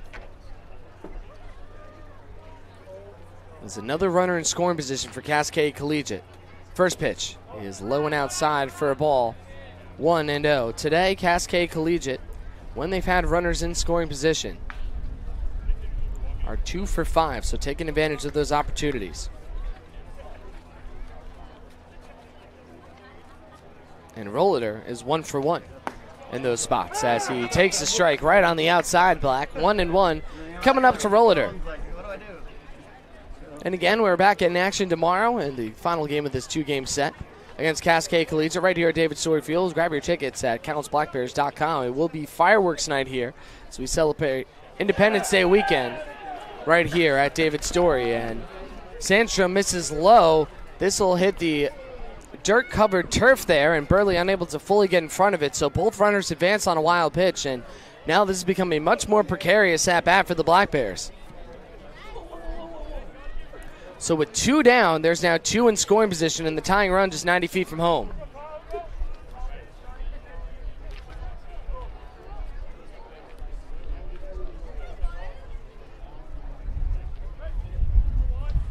And Sandstrom's 2-1. Inside, 3 balls and 1 strike coming on up. Sandstrom's found himself in a lot of these counts, especially this inning. As this will now be his third 3-1 count. He has thrown a strike half the time. Needs another one here to prevent loading up the bases for Anthony Garrett. And it's 3-1. Hit on the ground to Ogata. Stops it with his body. Nobody coming first. Sandstrom gets over there, steps on the bag, not in time. Run comes in to score. We're all tied up at 5 as crossing the plate is Peter King. Those little ground balls over on that right side have just been killers for the Black Bears today. Is that one going to go as an error? Again, I guess it's got to go to Ogata. Doesn't seem like much of an error of a play, but that's how they scored here. As Sakamoto goes on over to third base, and Corey Keir now talking to Sandstrom as they're probably just trying to give Dent a little more time to warm up here. We'll take another quick trip around the West Coast League. If we get the refresh, yes we do. Bend have now jumped ahead of Yakima by a score of 7-3 in the top of the 5th at Vince Guinness, so defending their home turf. Corvallis have bounced back against Ridgefield. They leave it 5-1 on the Raptors over at Goss Stadium. Port Angeles and Bellingham just getting started in the top of the 3rd. The scoreless tie at Joe Martin Field.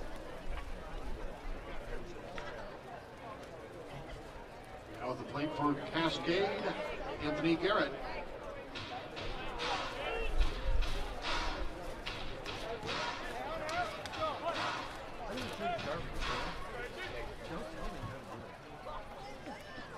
Garrett is 0 for 1. They throw to first. That's not going to be in time.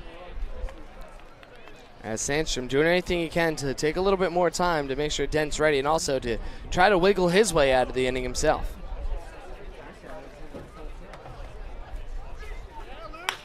As this is hit and lands into right field for a base hit. Bailey can't come up with it. It's going to trickle away.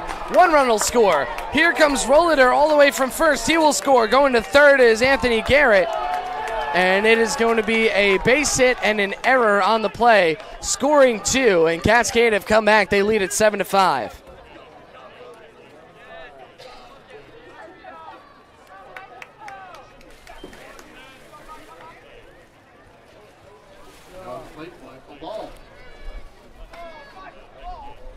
And now Brian Burris going to go out there and call to the bullpen, so it's going to be Jake Dent time, as that'll be it for Kyle Sandstrom.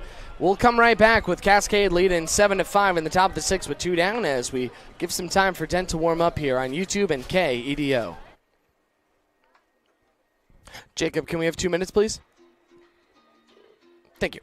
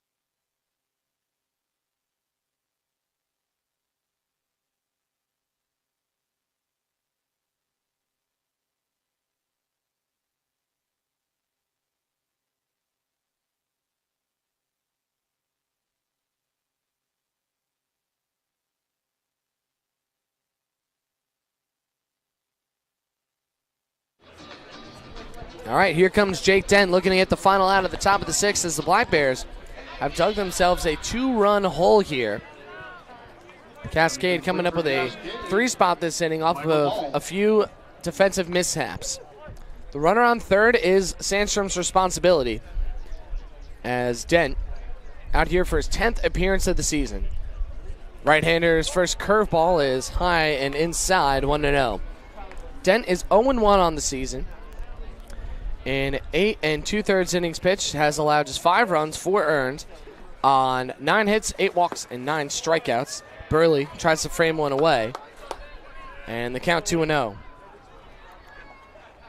Dent also with a whip of 1.96 and an ERA of 4.14.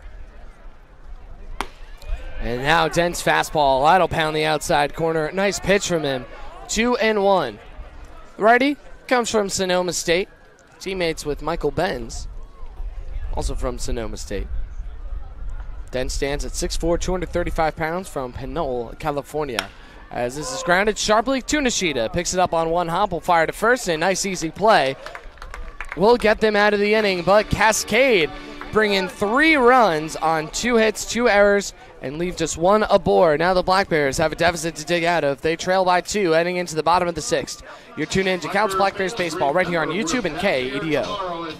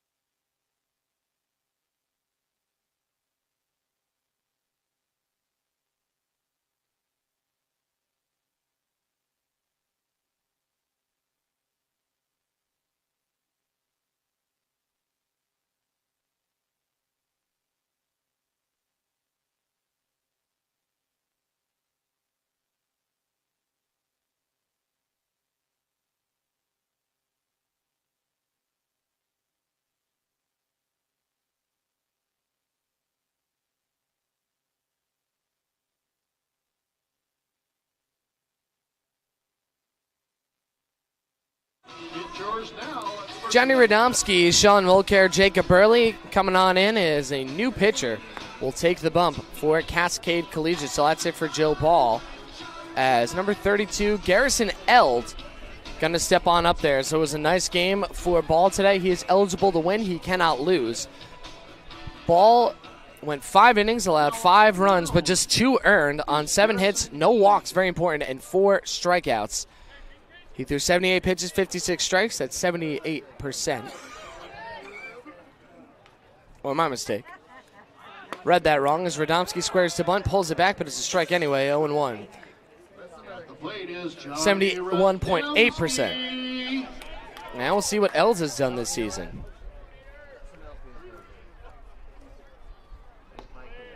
As he takes one low. 1 ball and 1 strike. Actually, I don't believe Eld has appeared yet for Cascade Collegiate. He has not, so this is his first time out there for the team. Right-hander with a decent fastball, clips the outside corner there against Radomski, and jumps ahead in the count 1-2. Radomski's made some nice plays out there in left field, but they're going to need him to do it with the stick here. He's choked up on the bat, 2-strike approach as the 1-2 is grounded over to the shortstop. Here's Michael Ball across the diamond, and he completes it to Eric Lucchese for the first out of the bottom of the 6th inning. And don't forget the Counts Black Bears will be hosting a weekend series against their rival, the Ridgefield Raptors, as the Columbia River Cup continues on the 9th to the 11th. All the games at 6:35 p.m., and you won't want to miss it at YouTube or on KEDO or right here at Story Field. Get your tickets at CowlittsBlackBears.com as Mulcair soars one into left. Right there to make the play is Canton. As in relief, Eld has been able to pick up 2 quick outs now as Jacob Burley comes up trying to salvage the inning. The lights are on here at David Story, but the sun's still not very far down, as you can probably see on YouTube. Here's number 22. Put your hands together for Jacob Burley. As we might not need them at all today if this game keeps going at this breakneck pace. Burley is 1 for 2 with a single. He's also reached on an error as he takes one downstairs for a ball 1-0. Burley has also scored twice in today's contest, including from second base off an infield single by Riku Nishida. Now the 1-0 is right down the heart of the plate. 1 ball and 1 strike. Nobody on for Burley to try to knock in. He could knock in himself. The wind isn't that strong today, though it is constant coming in from left. But it just seems like anytime a Black Bears right-hander's up, that short fence in left center is calling their name. 1-1. Swing and a miss by Burley at the upstairs changeup. And the Brown University right-hander now falls behind 1 ball and 2 strikes. Jacob Burley also has a On the Road with the Black Bears episode. And you can catch that on YouTube right now. Catch it between innings. Going in there, they're bite-sized and easily consumable interviews. So 1-2, caught on a miss, strike 3. So Eld works a perfect 1-2-3 inning in the 6th to send the Black Bears down in order. No runs, no hits, no errors, and nobody left on base. Let's go to the top of the 7th. Colligate trail it by 2, and Cascade coming to bat. You are tuned into Black Bears Baseball right here on YouTube and KEDO.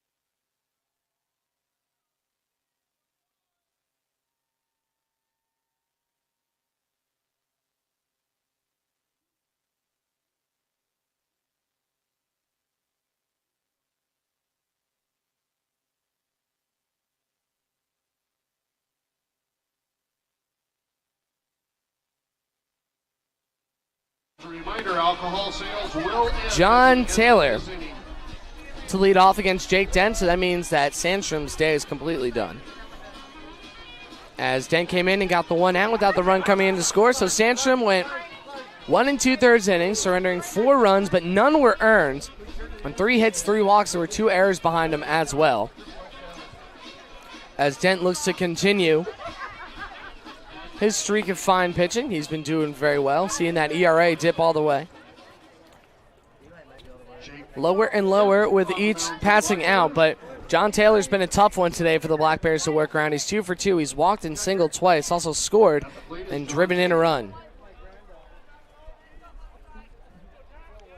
And Caligate's got some guys warming up in the pen. Just throwing, though. Nobody's taking off the pullovers just yet. Dent's first one is on the outside corner for a strike, 0-1.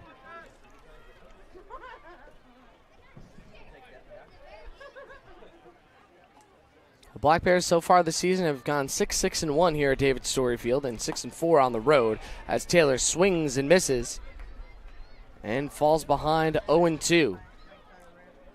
Yeah, the Black Bears lost the series against the Sweets and then beat Northwest Star Academy and tied against them. Also swept the Highline Bears and then, pardon me, lost 2 of their last 6 games here at Story Field. So looking to bounce back against Cascade Colligate, but right now it's all going to be up to Dent to put another goose egg on the board against this Cascade lineup. Here's the 0-2. Caught on a miss, strike 3. Dent gets that changeup right by him. As that breeze rivals the one coming on in from left field. There's one away here in the top of the 7th. Now Sam Canton steps up. He is 1 for 3 with a flyout, a 2-run home run that just landed behind the foul pole, and then another ground out. First one to the lefty is swung on and missed. It's Dent getting a lot of those so far. Count 0-1. You love seeing that. It's a good feeling as a pitcher when your stuff is blown right by guys. Don't have to be as careful with your location necessarily, as Dent, though, this time is 1-1, or at least it feels like you don't have to because everything's clicking if they're swinging and missing. Now the 1-1, oh, it didn't miss that one, but caught a lot of air and goes backwards behind home plate. And above the press box back here. 1 ball and 2 strikes now to the number 5 hitter in the Cascade order. Cascade Colligate have scored in 4 straight innings. The Black Bears looking to put a stop to that. 1 in the 3rd, 2 in the 4th, 1 in the 5th, and 3 in the 6th. Black Bears just 4 in the 3rd and 1 in the 4th and nothing since. Yeah, the errors have bit the Black Bears today. As I mentioned before, Sandstrom gave up all those runs, but none of them were earned. Now the 2-2. Just off the inside corner is that fastball from Dent as Canton, with a wise take there, fills the count up at 3-2. 1 out, nobody on. And Dent delivers. This is hit high in the air. Down the first baseline, Burley calls off Ogata and makes the grab, going down to both knees to put him away. For out number 2, Jacob Burley, always with the flair for the dramatic. Of course, it's necessary every time, but he can make those plays out there. That's a great way to get that second out as Eric Luchis comes on up. Luchis is 1 for 3. He's grounded out, lined out, and singled today. First one to the lefty is cut on it, missed. Again by Dent. Getting that off-speed pitch right around him and jumps ahead 0-1. As the next one is spoiled foul just over the grandstand seating and into the parking lot. No balls and 2 strikes. Dent trying to make it 1 1/3 innings straight of scoreless relief. And trying to retire his 4th Cascade Collegiate batter in a row. Wines fires, and this is grounded off of his hand. Schwartz now's got it behind second base. Will throw to first, and that's in time. Dent seems to be okay as he gets him down for a 1-2-3 inning. No runs, no hits, no errors, nobody left aboard. It's stretch time here at David Sorg Field as we go into the bottom of the 7th with the Black Bears trailing by 2 and coming to bat on KDO and YouTube.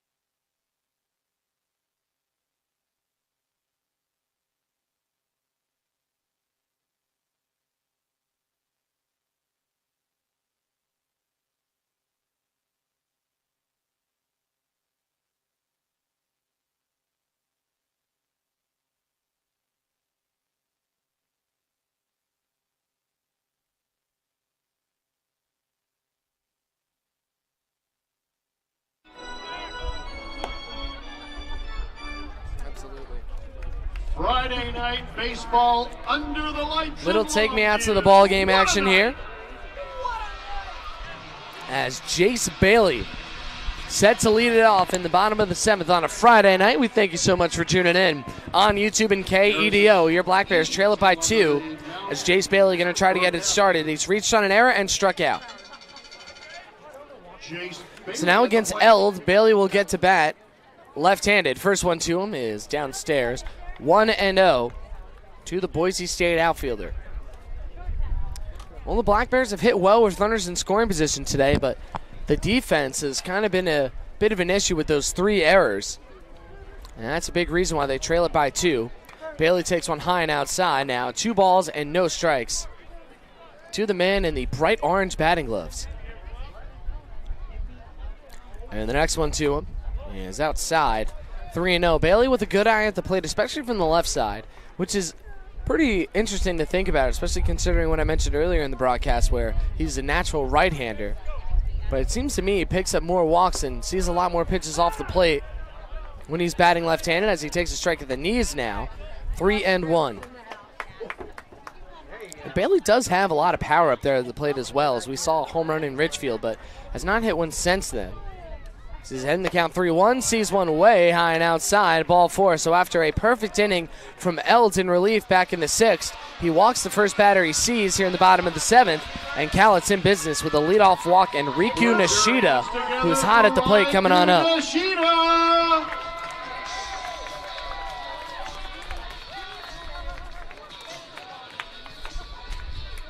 Nishida 2 for 3 with a pair of base hits over to the left side. Starting to hit the ball to the opposite field. Nishida was having a tough time doing it earlier in his Black Bears tenure, as he's now teasing Eld with a squared around bunt attempt, pulls back in, takes a strike on the outside corner, 0-1. Riku getting some cheers from the stands, and he's all set to go here. Another base hit could help his team continue to pass the baton as they try to work around this 2-run deficit. He does represent the tying run at the plate as he takes one on the outside corner again, almost in the same spot for strike 2. 24th game of the Black Bears season, so everyone's trying to get into that mid-season form. 12-10-1, including non-league games, so having themselves a nice job on the winning end of things. Starting to come around in league play as well, sitting at 8-10 after dropping to 6-10. Nishida slices one hard, and this is going to go way foul. He was early on that one. And ricochet off the end of the Black Bears dugout on the left side. Still 0-2 to Riku.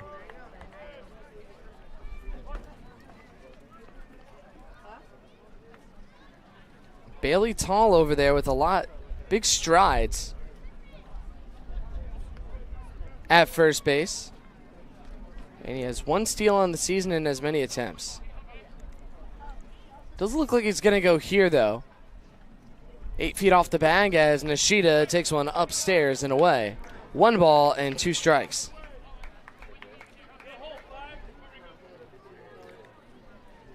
The crowd settled down a little bit here at David Story Field.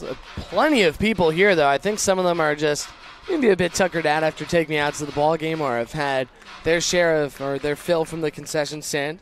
They'll get back into it certainly if Nishida gets a base knock right here. Hey, they're just trying to savor the moment as Nishida slaps one, and that'll go foul. Out of play on the left side. And we'll keep it at 1 ball and 2 strikes.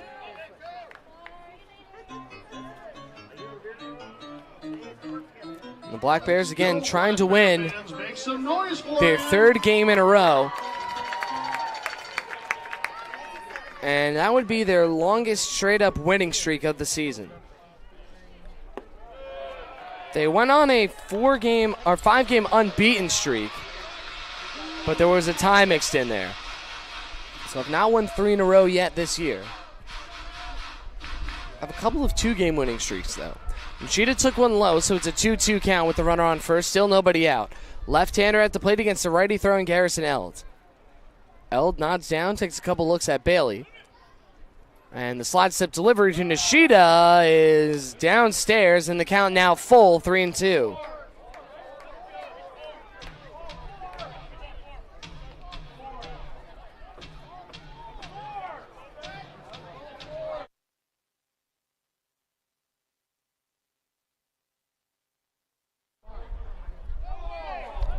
The fans upset, but the scoreboard was a little bit behind there, so it was ball 3 to Nishida. And Nishida, yeah, he says he understands. He's talking over to Jeremiah Cameron. So now payoff coming on up. Bailey leaning over towards first base. He might go on the pitch. See what he decides to do as the slide step delivery null stay put as Nishida grounds one over to the 3rd. Garrett over to 2nd for 1, back over to 1st, not nearly in time as it actually will bounce off Nishida. And looked like it might have hit his shin, so a 5-4 on the fielder's choice.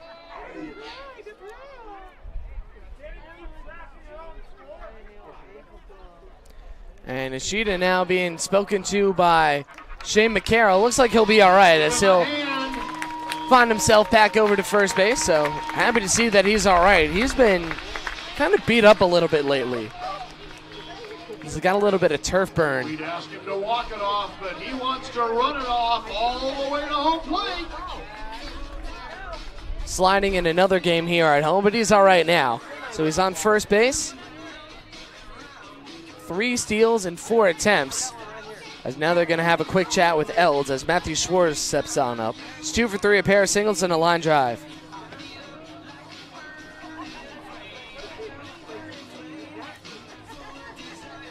Huh. Now over the loudspeaker, sounds like it's the Steve Miller Band's Abracadabra, but it was a different artist. I'd never heard that song covered before. Well, when you have the Richfield staff coming on here, I guess we're going to hear a few different things. Josh Carter, our usual PA announcer, off today. Enjoying some well-deserved time. Home with his family as this is inside to Schwartz, 1-0.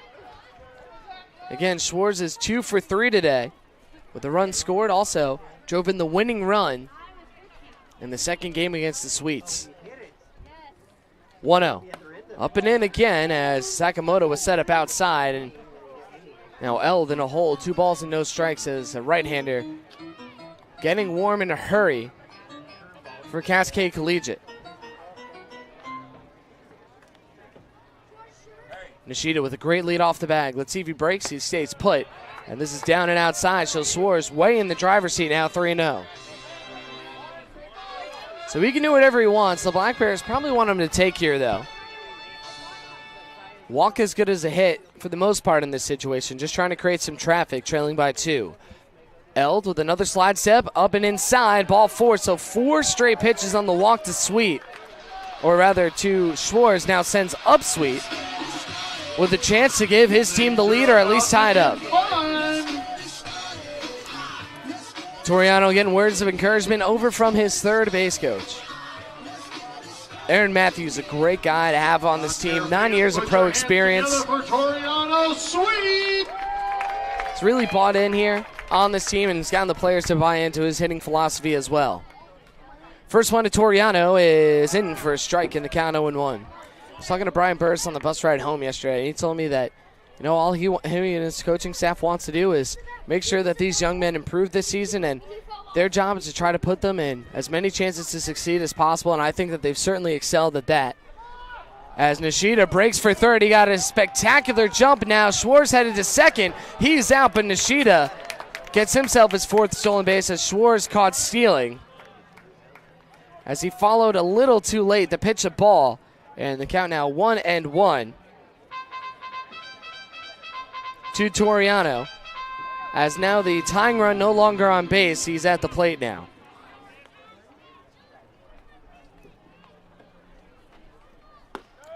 And Sweet takes one low and away, but that one crosses. And he's behind 1-2. Bottom 7, 1 ball, 2 strikes, 2 down. Nishida just 90 feet from home. Big spot here. Can Sweet bring him in? And the 1-2. Spiked in front of the plate. Not even a stick ball pitch that time. That one traveled maybe only 50, maybe in the 40s feet. No, that little bit of kettlebell in there.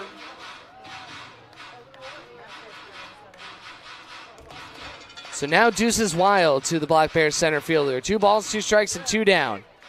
Nishida with a very generous lead off the third base bag. As the pitcher deals, swing and a miss, strike 3. So Sweet is down on strikes to end the inning. For the Black Bears, no runs on no hits, 1 error, and 1 left aboard. Let's go to the top of the 8th. The Black Bears trail by 2, and Cascade coming to bat against another inning from Jake Dent right here on YouTube and KEDO.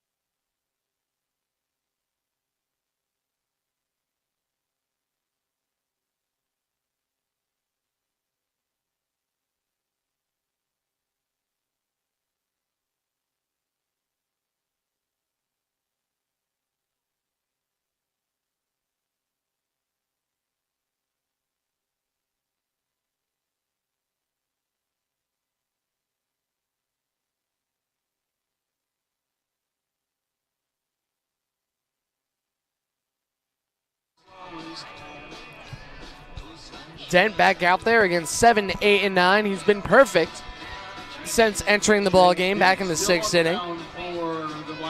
Retiring all 4 in a row with the strikeout in there as well, and looking to keep on coasting as, hey, with each out he gets with nobody crossing, that ERA is going to drop. He's now down to 3.52, so good for Dent. And also good for the Black Bears as their bullpen continues to be a bright spot on this team, as now another arm warming up in the pen. First pitch is sliced back foul. 0-1. And Carson Angeroff getting ready to go. He started game 2 against Walla Walla, but he did not throw that many pitches, so he might be coming on out, or maybe he's just throwing a bullpen. And sometimes we'll see the starters do that in between, as Dent fires another one in there. 0-2.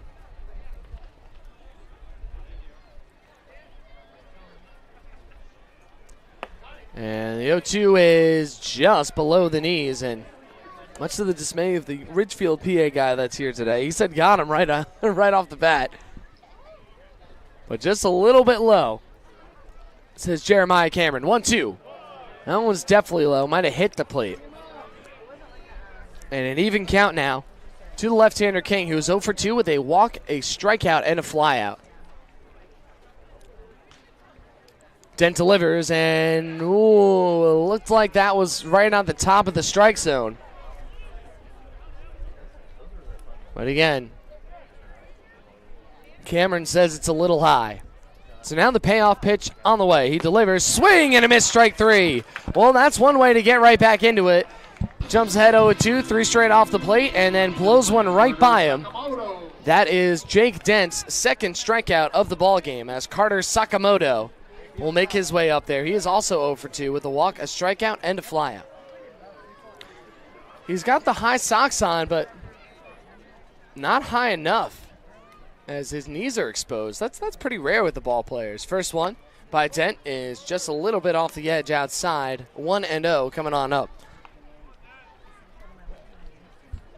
Yeah, Dent's been putting together plenty of good relief appearances. At the beginning of the season, got off to a little bit of a slow start, and now is starting to find his groove here and becoming a go-to guy for the Black Bears in these middle innings.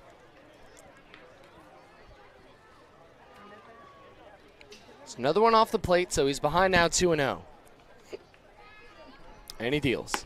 That's a strike on the... No, not a strike. It's off the plate outside. That had been in his zone the majority of the game. And now it's a 3-0 count. Dent needs a strike right here. The get me over is outside, ball 4. And Dent puts his first man aboard in his appearance after retiring the first 5 Cascade Collegiate batters in order. I hope you're thinking glass half full, as we like to do here. That just sets up the double play ball. So here comes Ryan Cooney, who has grounded out today over to the shortstop.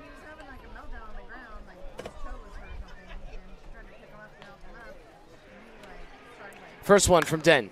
Hit in the air into shallow right field. Bailey gets a read on it. Now goes a little over to his left. Now back, and that's over his head. He couldn't read it, and he drops it. So Bailey fires it back in there. That's the 4th error for the Black Bears today. And there's 2 men on what should have been just a fairly simple fly ball. I think that he might have just lost it up there. The wind was blowing it around a little bit. That'll bring to the plate Luke Rohleder. So with 1 down, double play still ends the inning. Here's Luke Rohleder. He's 1 for 4 pair of groundouts, reached on an error and a single. The majority of the runs the Black Bears have surrendered today have been unearned. Only 3 of them have come in earned, as the first pitch from Dent is a strike right down the heart of the plate, and the count 0-1. Cascade back to the top of the order. This is the 5th time that we're seeing Rohleder. And that means we'll probably see Garrett, Ball, Taylor, and Canton at least one more time. Now the 0-1. And that's a strike up and inside, right at the belt and on the black, so Dent ahead now 0-2. That was just Jake's 30th pitch, and 18 have crossed the plate for strikes. And it's right in there, sitting at 60%. And Dent's 0-2. Down and in. This is going to get away from Burley. Hit the dirt as both runners will advance, so that takes away the double play ball, so the strikeout even more important now. As two moving over on that wild pitch.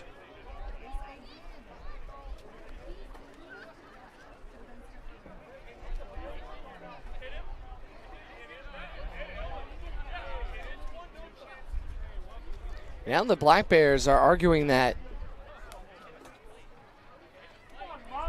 it didn't hit Rolliter. Rolliter's over on first base. And yeah, he's got to come on back. I don't think it hit him either. He just decided to go on to first on its own. I don't think anybody told him to go down there. Oh, sneaky. Cascade trying to steal first base. A rare attempt to try to swipe first. And now they're going to talk to the field ump. I don't really see what the problem is. I don't think that they even told him to get over there. Yeah, I don't think the field umpire really see. Yeah, that was a really quick one. So he's got to stay here. And the count going to be 1-2 to the leadoff man with two in scoring position. Cascade hitting well today with runners on second, third, or both. 3 for 8. As the Black Bears infield have all come in now to try to cut off the bunt, and of course the slow trickler that can be a killer with a runner on third base. Big pitch here for Dent, trying to keep it a 2-run deficit. The 1-2 as a grounder right to Nishida. Nishida's going to pick it up, fire to the plate. Burley with the grab, and Sakamoto charging into Burley, but no malice there, just trying to get in there, and Nishida guns him down at the plate off the 4-2, and the Black Bears able to keep it 7-5. So that's why you play the infield in. At the plate is Anthony Garrett. As Anthony Barrett coming on up.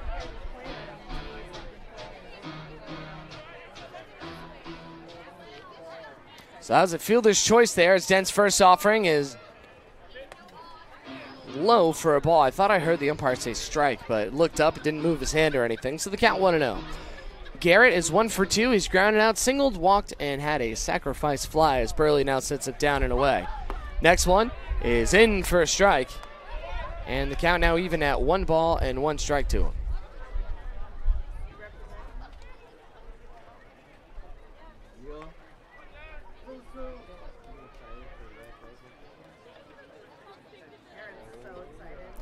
Another delivery. Grounder over to Schwartz. This should end the inning. He goes the short way to second. He's out. Wow, that was a quick bang-bang play off the 6-4 fielder's choice. And the Black Bears, once again, able to escape with no damage as Dent has been brilliant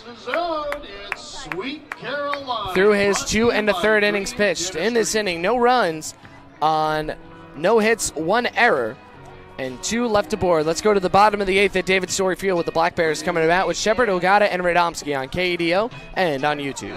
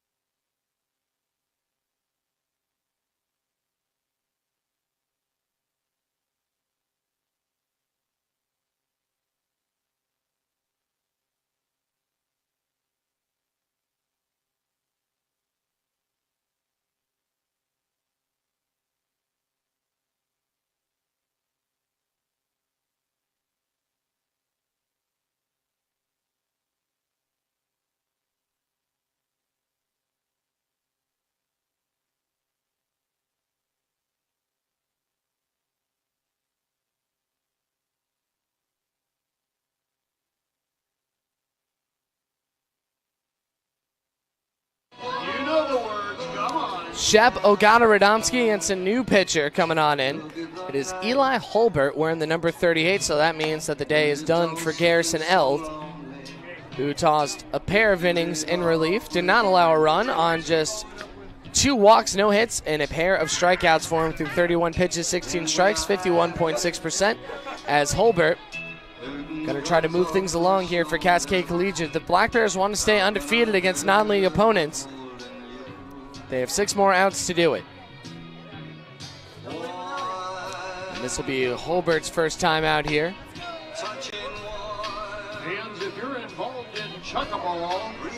for Cascade Collegiate. So let's see if the Black Bears can do some damage. Shepard, Ogata, and Radomski again all coming to the plate, and today they're a combined 1 for 8 with a sac fly and a single. Holbert, a tall right-hander. We weren't given their heights and weights or anything on the roster for him.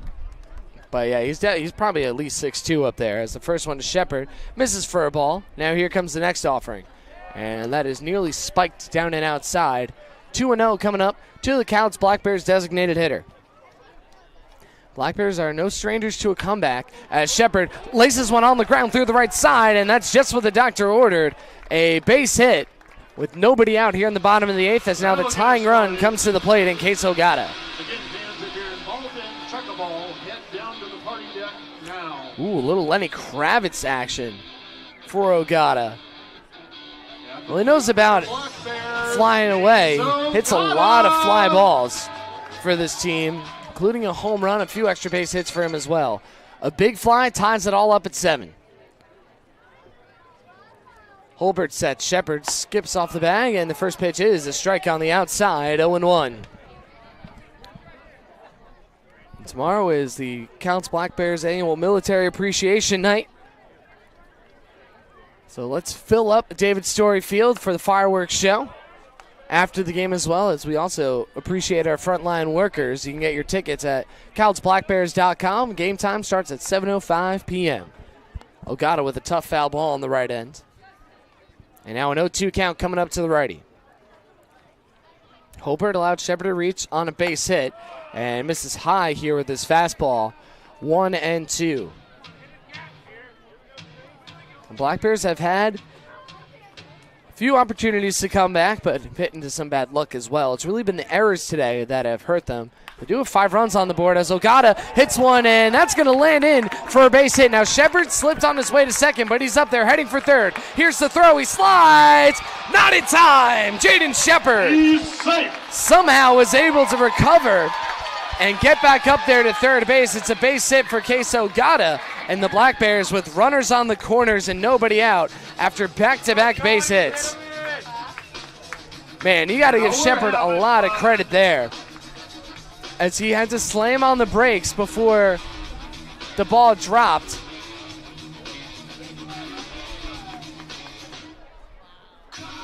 As Cooney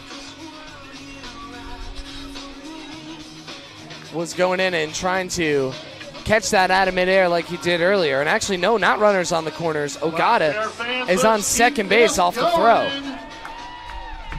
Put your hands together for Johnny Radomski. Johnny Radomski is 0 for 3, but now he has 2 men in scoring position just for him. First one to him. It's lined up the middle. It's going to be stopped by Cooney, and now he's chasing Shepard home. Here's the throw. He slides. Not in. Oh, and he did not slide in time. The throw was there. Ryan Cooney, even though he was back behind the second base bag, throws a strike to the plate. And Shepard is out at home. You like the aggressive base running. I thought the Black Bears would be able to take that one away. But Cooney with the strong throw catches Shepard. And now there's runners on the corners with 1 down. Now quick meeting at the mound between the head coach of Cascade Collegiate, Ben Kruger, and his entire infield as they try to strategize what to do. Sometimes they'll have first to third plays usually just called by the catcher after a sign from the manager, but especially with the fluid situation a lot of these non-league rosters have, kind of want to go over it again as many aren't used to some of the signs. Some of them might not know what's going on. Again, the pitcher's pretty new to the team. And Sean Mulcair will try to push another one across for the Black Bears. He's 0 for 3. Pair of strikeouts and a flyout. Your go-ahead run. Put it together for Sean Mulcair. Mulcair does have 1 home run this season. First one to him is a strike on the outside corner, 0-1 off the fastball. The Black Bears in today's contest are having a great day with runners in scoring position, 4 for 7. As Mulcair hits one hard and foul on the left side, so he falls behind 0-2. Now the Black Bears are 4 for 7, but are 1 for their last 4. They started the game 3 for 3. He needs your encouragement. Let's give it to him. Radomski over at first base. He's got 1 stolen base this season. 0-2 decides not to go, and Mulcair just punches one off the handle of the bat and into the netting. So staying tough up there at the plate, forcing Holbert to throw a few extra pitches. Down to the party deck, please.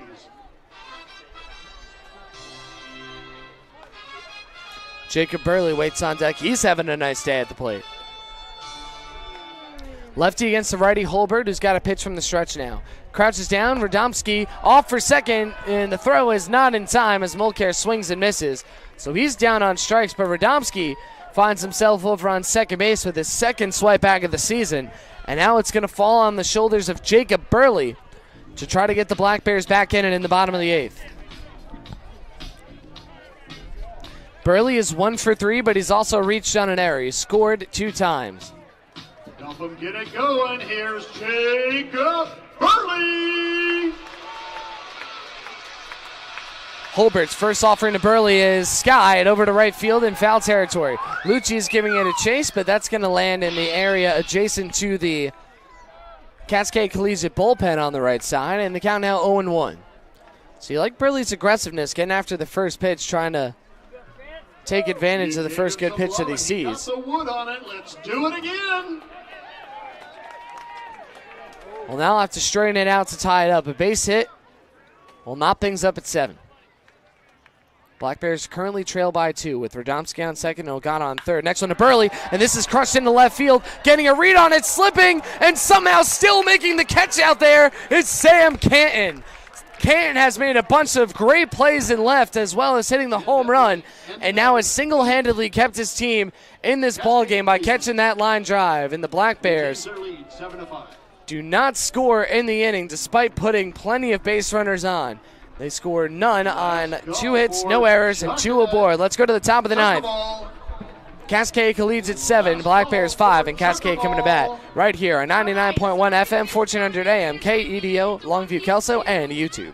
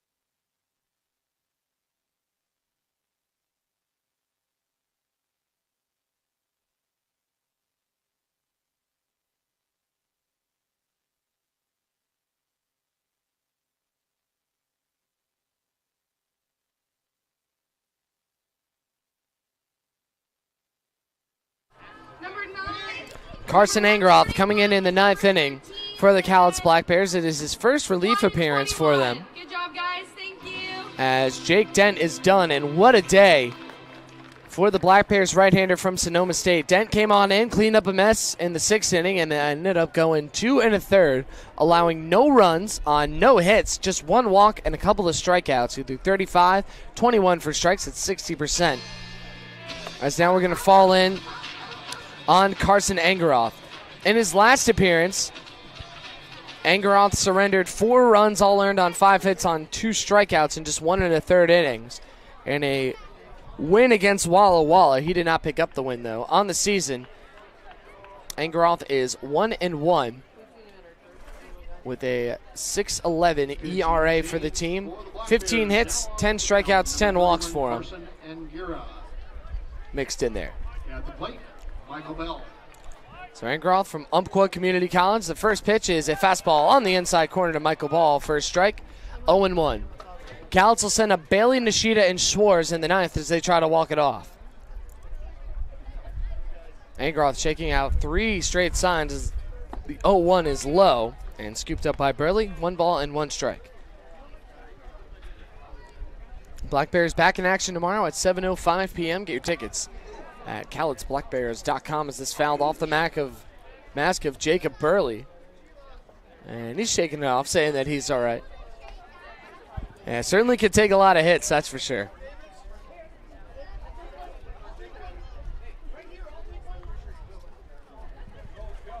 It's now 1-2 count as Engeroth trying to pick up where Dent left off and continue to throw zeros up on the scoreboard. Here's the 1-2, and he yanks the pitch down and outside and evens it out now at 2-2.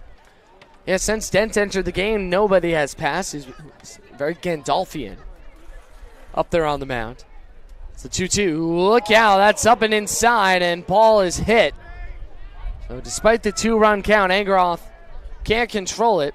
And now John Taylor will come on up to the plate with another man on base and nobody out. He's 2 for 3. He's walked, singled, and struck out today. Now bring to the plate John Taylor. He doesn't have any teeth or anything now, you know. But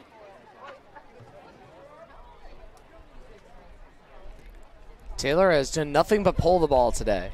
First one to him, he squares around a bunt, tries to push it down the third baseline, but that's going to go over and right in front of the Black Bear dugout as, Henry Mensch is the one that came up with it. There were maybe like 5 Black Bears over there moving down in a row, almost like a domino effect, bending over the rail there to try to get the ball, and it is indeed Henry Mensch, the team's leader in OPS, making the grab.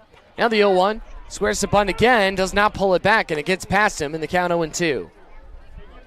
So no balls, 2 strikes, nobody out. And now Taylor probably will rear back and swing the bat. Ball about 8 feet off away from Ogata, who's holding him on at first base. Here's the 0-2.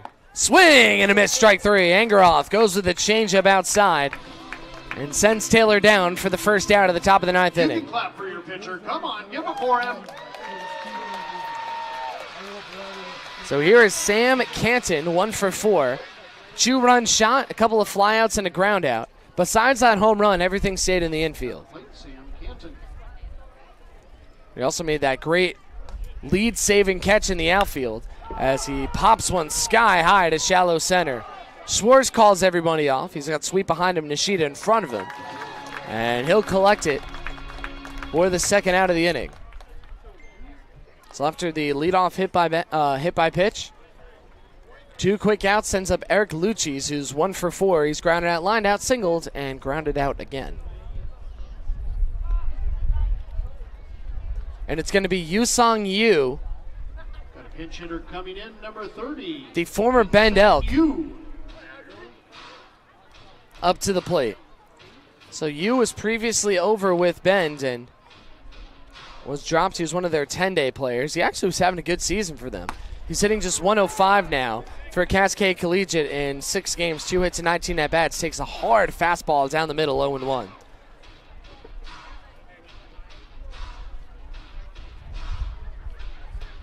Ball leads off at first, and the 0-1 cut on a miss on Engeroth's breaking ball. And you can tell he's now pitching with a lot of confidence after picking up that K. No balls, 2 strikes, 2 down, top 9. Cascade 7, Black Bears 5 with Michael Ball on first base. Carson pitching from the extreme first base, or rather third base side of the rubber, comes set. Here's the 0-2, and just misses the outside corner with that changeup. 1 ball and 2 strikes.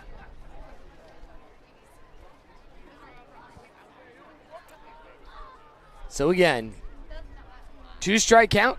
And this is lifted foul on the right side. That's going to carry out a play. And as always, a large group of younger fans coming on out to the ballpark today, growing their love of the game, going out to try to grab a souvenir.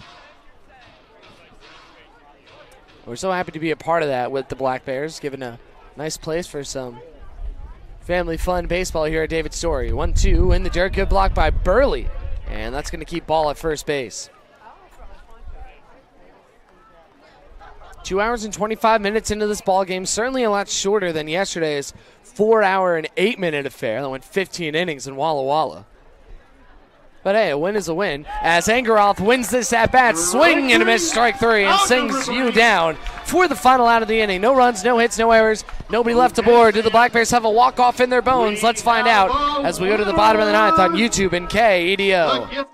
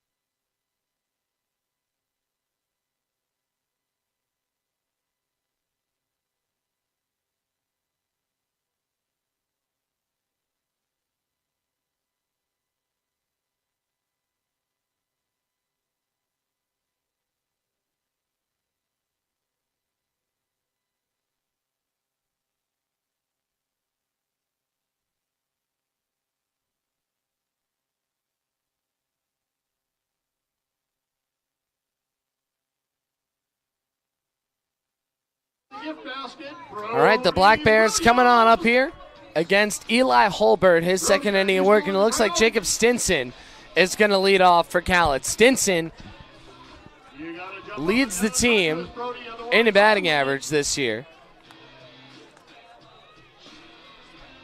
with a mark of, let's see, he's hitting .358 now.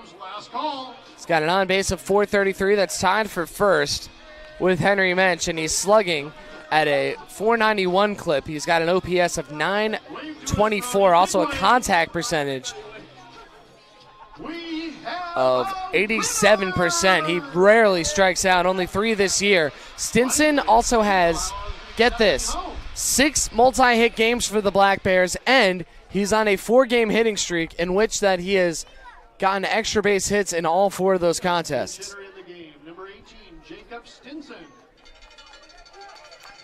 So Stinson pinch hitting for Bailey. Lefty against righty. First one to the University of Nevada, Reno outfield. There is a strike on the outside corner, 0-1. And actually, his and Dawson Martin's coaches are both here today. Well, it's the same guy. He takes one outside, 1-1. Yeah, Stinson has a multi-hit game and 4 straight. He's 10 for 12 in that run to bring his average all the way up to .358. Now, his average has always been high with the Black Bears, but now continuing to do so and playing his best ball of the summer. Takes one high and away now, 2-1.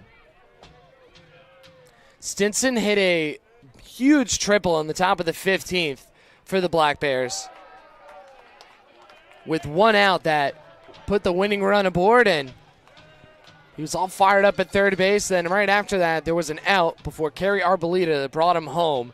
And that's all they would need to win in Walla Walla and take that series 2-1 after 15. 3-1 coming up to Stinson, and another one high and outside. Holbert's kind of lost control a little bit as Stinson, with probably the most exciting celebration off a leadoff pinch hit walk over to first that we've seen, and Ben Kruger going to go out and talk to Holbert. Yeah, there's got to be something going on there. You release the ball super early each time, and they're going to move it on over and call to the bullpen. So a new arm coming on in to try to close it out for Cascade Collegiate, and we'll tell you who it is on the other side of this break. Bottom 9, Black Bears trail by 2. Stick with us here as they try to walk it on off here at David Story Field. Don't go away on YouTube and KEDO.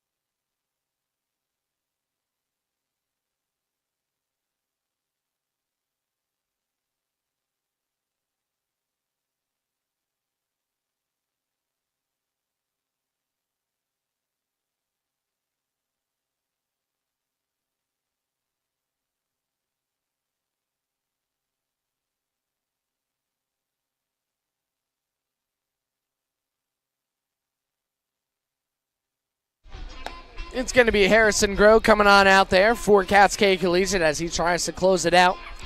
The runner on first base is still the responsibility of Holbert as he walked Jacob Stinson on 5 pitches to put the tying run at the plate for Cowlitz.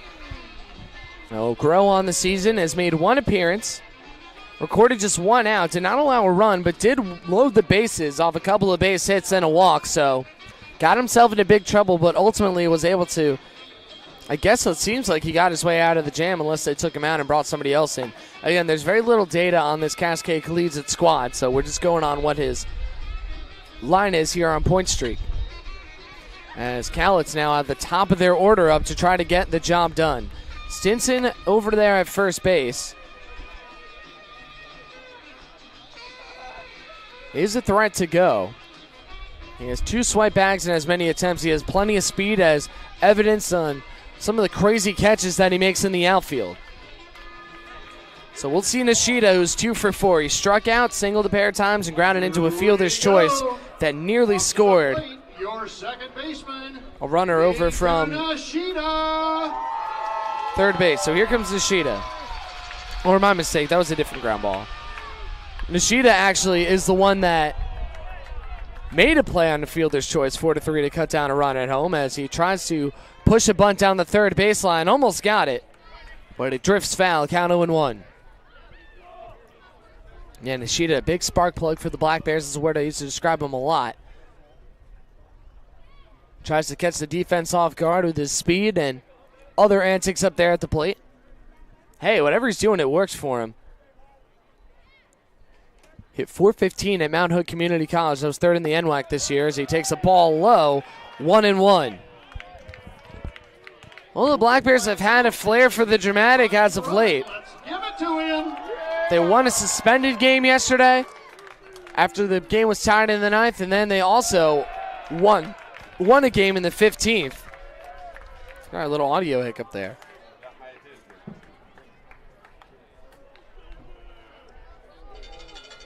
Off the carry Arboleda RBI. So here's the 2-1 to Nishida. The lefty against the righty. The next one is popped up in shallow center. Ball calls off his center fielder and catches it right next to his body. And the Black Bears with 2 outs to go here.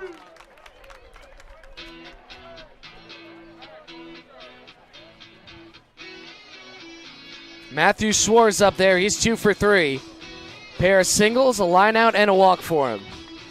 Put your hands together for Matthew Schwartz.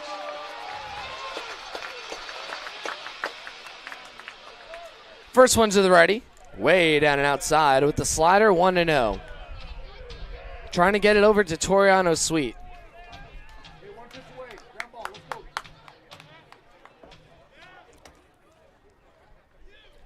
And the 1-0. Misses high. 2 balls and no strikes as the Black Bears have called in their entire bullpen to join them on the bench to try to amp up their hitters. Keep the noise going. Everyone on the Black Bears bench is on their feet. Black Bears only trail by 2 here at home. Here's the 2-0. Is low, 3-0, and now Harrison Groh a pitch away from putting the winning run at the plate for the Black Bears. 3 balls, no strikes, 1 out. Runner on first base. Schwartz, you imagine, taking all the way, and that's a strike, though, up and outside, 3-1. Still plenty of fans here at David Story going the distance with their team. We thank you for going the distance with us here on KADO and YouTube. 3-1, outside, ball 4, and now Toriano Sweet up to the plate with a chance to walk it off for the Cowlitz Black Bears.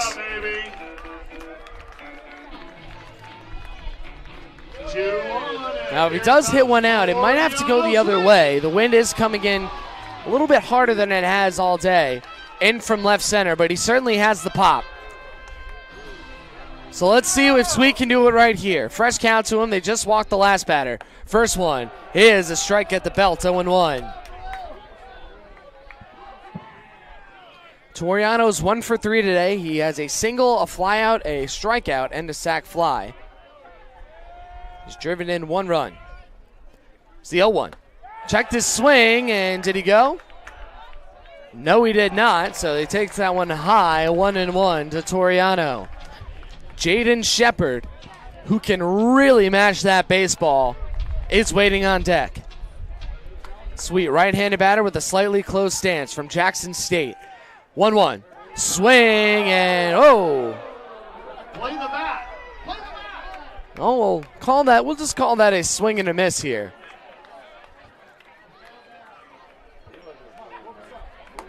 Hey, you know what they say? They say loose hands, quick bat. But Sweet might want to hold on to that one just a little bit tighter.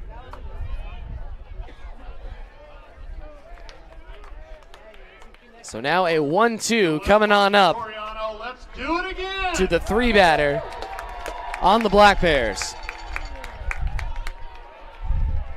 His teammates are behind him on the bench. 1-2, 2 men on, 1 down. Groh kicks, delivers, and that misses outside. 2-2, a great take by Sweet. I was just talking to Brian Burris about how he's improved when it's come to chasing pitches, and Sweet really has been a lot better at it since the start of the year. It's now an even count. Stinson on second, Schwartz on first. The next one is down and away, and the count goes full to Toriano Sweet.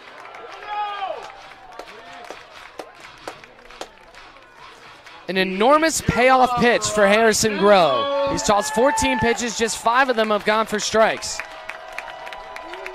3 balls, 2 strikes, 1 down.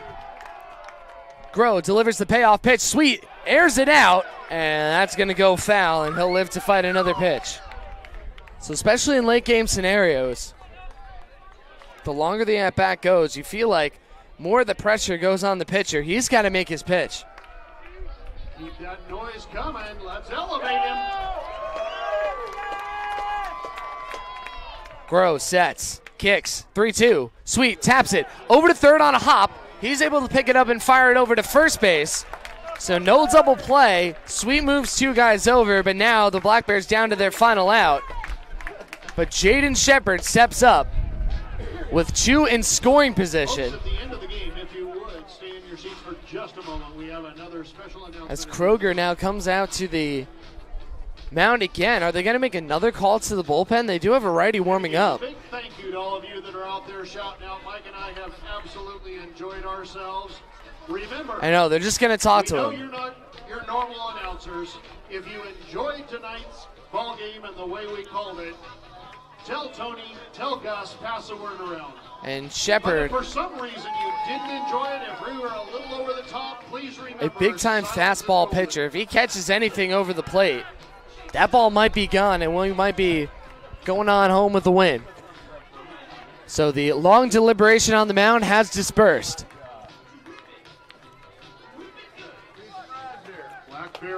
Jaden Shepard, the team's last hope, although he's certainly a guy that they love to have on the plate in this situation. Stinson and Schwartz both reached on walks. Shepard is 2 for 4 with a double and a single. He's already knocked in a run today. First pitch to him is outside for a ball, 1-0.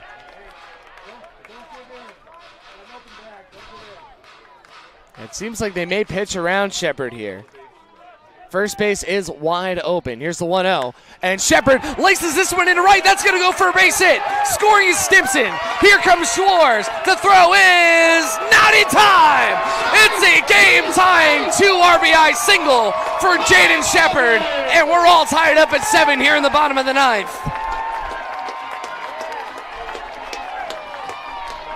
Tie ball game, baby. Well, he said he was the man for the job, and he got it done. Arguing the call is Ben Kruger.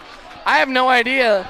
I mean, I can see why he's upset that they scored, but that tag was certainly not in time. It was a great throw by Peter King on the money, but the speed from Schwartz is too much, and now the Black Bears can walk it off with a double by Case Delgado. So Jaden Shepard saves the game for the Black Bears and ties it all up here in the bottom of the 9th with 2 outs. No pressure on him. Case Ogata. Ogata's 1 for 3. He's knocked in a run, also has a single. First pitch is down and away, 1-0. Groh keeps yanking those first pitches outside, and then his big mistake against Shepard was trying to overcompensate, and he laid that fastball right in the wheelhouse of Jaden Shepard. 1-0. Curveball, that's a strike at the belt. 1-1. Well, the Black Bears played extra innings yesterday.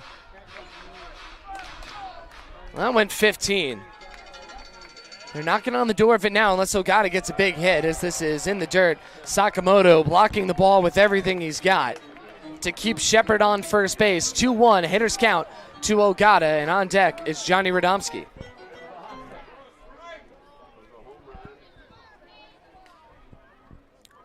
Two-1, 3-1, as Sakamoto nearly falls over, making that grab on that pitch way outside. So Grove's got to make a decision here. Is he going to groove one, or is he going to risk? Is he going to risk walking Ogata? See what he decides here. He agrees with the signs of this catcher, the 3-1. Ogata takes it upstairs, ball 4, and now the winning run in scoring position for York Hallett's Black Bears, and it's up to Johnny Radomski.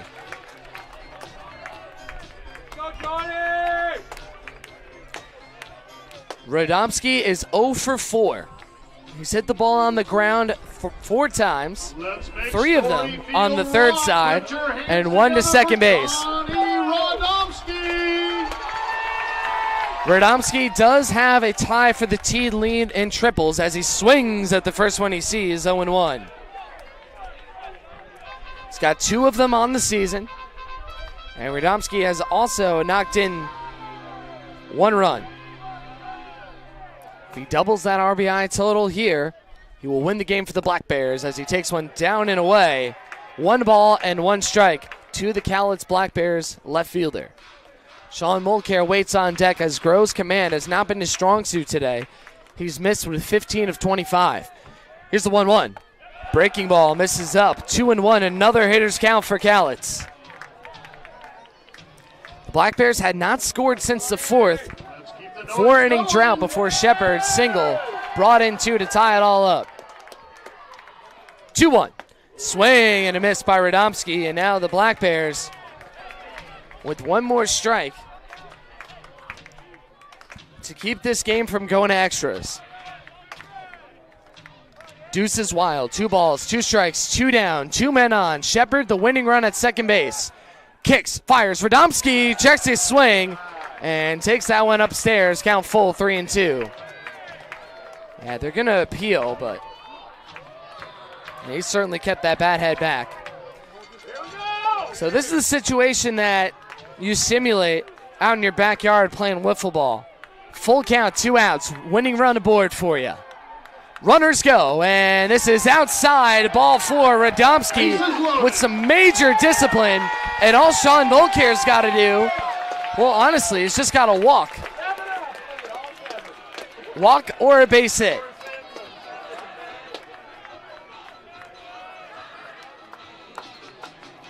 Riku Nishida and company over in the Black Bears dugout are behind their third baseman. Mulcair is 0 for 4. He struck out 3 times and flied out. But it can completely change the tune of the day with 1 crack of the bat. Bases loaded, 2 down. The first pitch is swung on and hit and foul. A few feet of the foul line and right, 0-1. Well, if they weren't awake here, David Story, that one certainly got everybody else up.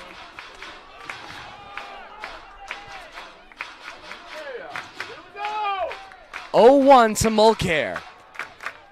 Ogata on second. Jaden Shepard on third base. If he touches home, this ball game is over.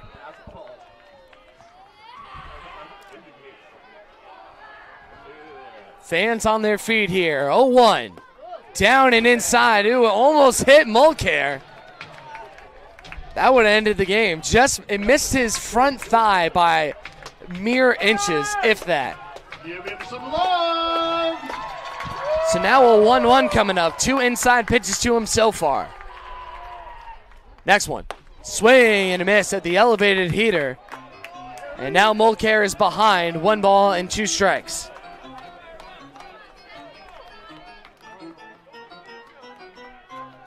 Bases loaded on 3, a couple of walks. A hit by Jaden Shepard as well. Let's Go Sean chants reverberating through the catacombs of David Story Field. Big 1-2 pitch to Mulcair. He delivers. Mulcair punches one. A lot of spin in the infield. Michael Ball ranges over and makes the catch and puts him down for the final out of the inning. But the Cowlitz Black Bears come back in this one, and they score 2 runs on 1 hit, no errors, and leave 3 aboard. Second straight day of free baseball for the Cowlitz Black Bears fans. Stick with us on KEDO and on YouTube. We'll be right back.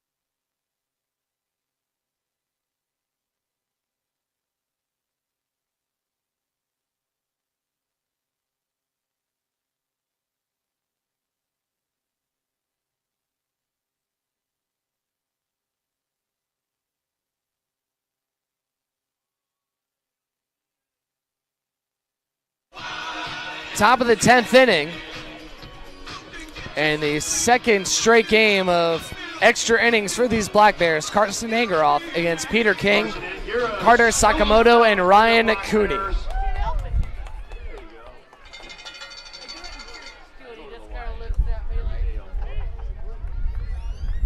At the plate is Peter King.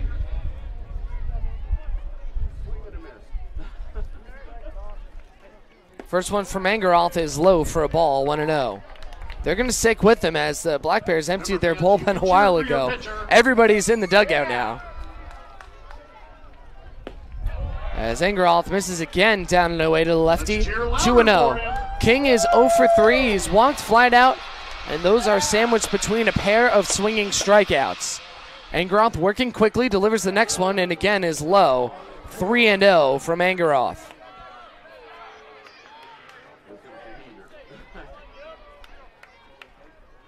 High drama here at David Story Field between these two squads. As the next one to King is missed in the same spot, ball 4. So a walk on 4 straight pitches will send up Carter Sakamoto, who is also 0 for on the day with a walk though for him. Also 2 walks, not just the 1. Make those stands rock. Jacob Stinson has been substituted in right field as Angeroff misses with his 5th straight pitch, 1-0 to Sakamoto. On deck is Ryan Cooney. King with a very small lead off the bag, dancing around. Angeroff's not really paying too much attention as he squares to bunt, pulls it back, and Burley thinks about throwing, nothing doing. As Angeroff has now yanked 6 straight pitches, all downstairs. Prompting a meeting from Burley, and for now, let's take a look around the West Coast League and see what's going on in some of the other league action. Corvallis won 5-2 against the Ridgefield Raptors, a huge win for them. And that's a final at Goss Stadium. Bend are up 12-3 on Yakima, the bottom of the 8th. At Vince Guenna and Bellingham and Port Angeles tied in the top of the 3rd inning.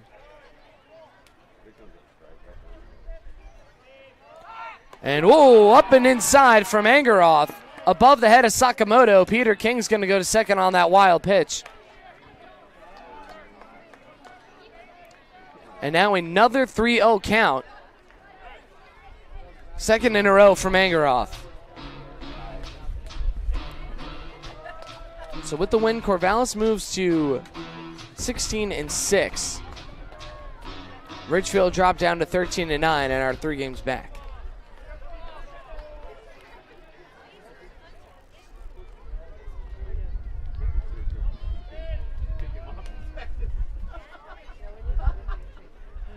3-0 coming up as now Brock Bozette hustling out over to the bullpen, and he'll start warming up. Bozette, an infielder by trade, but it's going to come on in and if Angeroth gets in too much trouble and maybe walks the next couple of guys. Big pitch for him here, 3-0. Inside, ball 4. 8 straight pitches for balls for Angeroth to put 2 aboard, and Ryan Cooney up to the plate.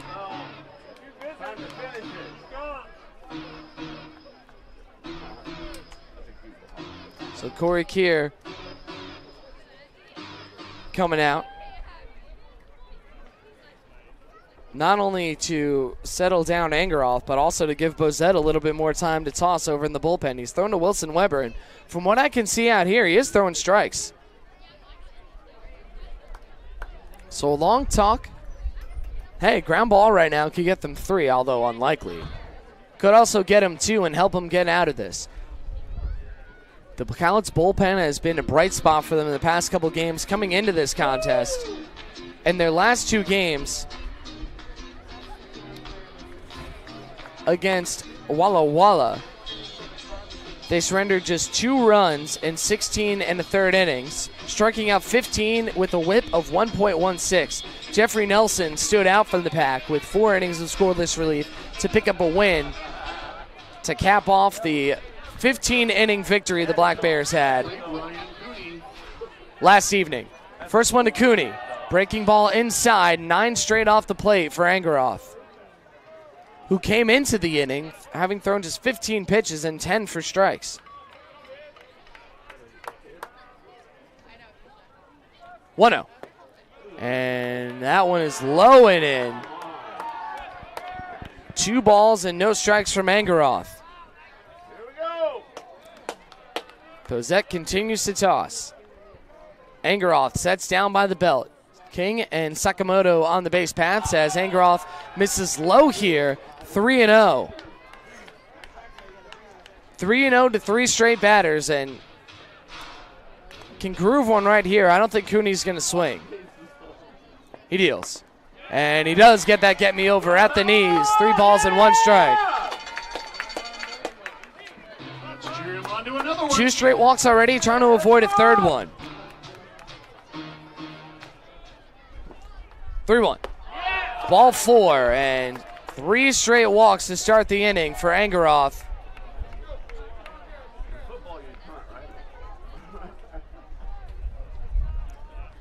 And Bozette just going to keep on tossing. So Angeroth, they're going to stick with him here, at least for now, against Luke Rolliter, who is 1 for 5. Yeah, this time, if you're Angeroth, it can be tough if your confidence gets shot after walking 3 straight batters. It can be difficult to get back into a groove. In order to get back into it, though, the best thing you can do is just get a first pitch strike here to Rolliter. Infield are in for the Black Bears. First pitch. There it is. That's that strike he was looking for on the outside, and the count 0-1. So that immediately gives him something that he can build off of right now. With each strike, you start feeling a little bit better, especially opening up this at-bat. 0-1. And that one's inside, but just by about an inch or so. 1-1. To the leadoff man for Cascade Collegiate. And don't forget to stay tuned after the final out of today's game for the Cowlitz Black Bears postgame show. Brought to you by the Daily News. The 1-1 is sliced away on the left side. 1 ball and 2 strikes. So now Angeroth ahead. He has picked up a couple of strikeouts already today.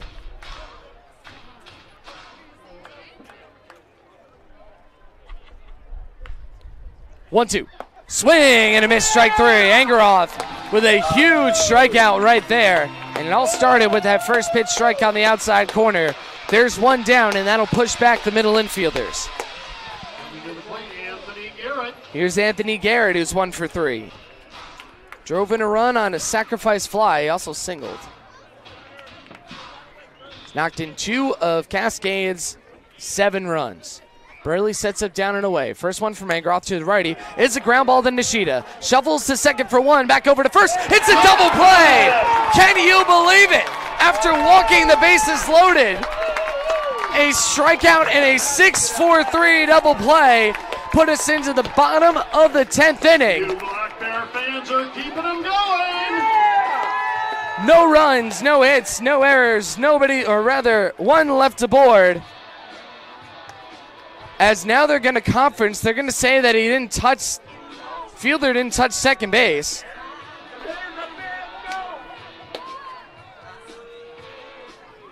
The runner's staying there. What's happening? The umpires haven't confirmed or denied anything just yet. As now Corey Keir talking to the umpires. Aaron Matthews going to join him there. And Brian Burris going to get involved here. I think there's some discussion over what happened over at second base. Let's let him talk it out, folks. No. Fans wanted to move on to the bottom of the inning, that's for sure. We're staying right here throughout this deliberation. I think they're going to say that Schwartz didn't touch the bag at second. It looked pretty crisp to me. And now Aaron Matthews has exited the discussion. Shane McCarroll now on the outskirts. I think all four Black Bears coaches are going to come on out there and join it. It's Jeremiah Cameron and Jamie Williams that are taking over here. The original call is that he's out. And they did call him out. So it is a double play, 4-6-3. It just took a little longer to confirm it. And the Black Bears with another chance to walk it off. Burley, Stinson, Nishida coming up on YouTube and KEDO. How do you change your call? You let them change your call? Wait.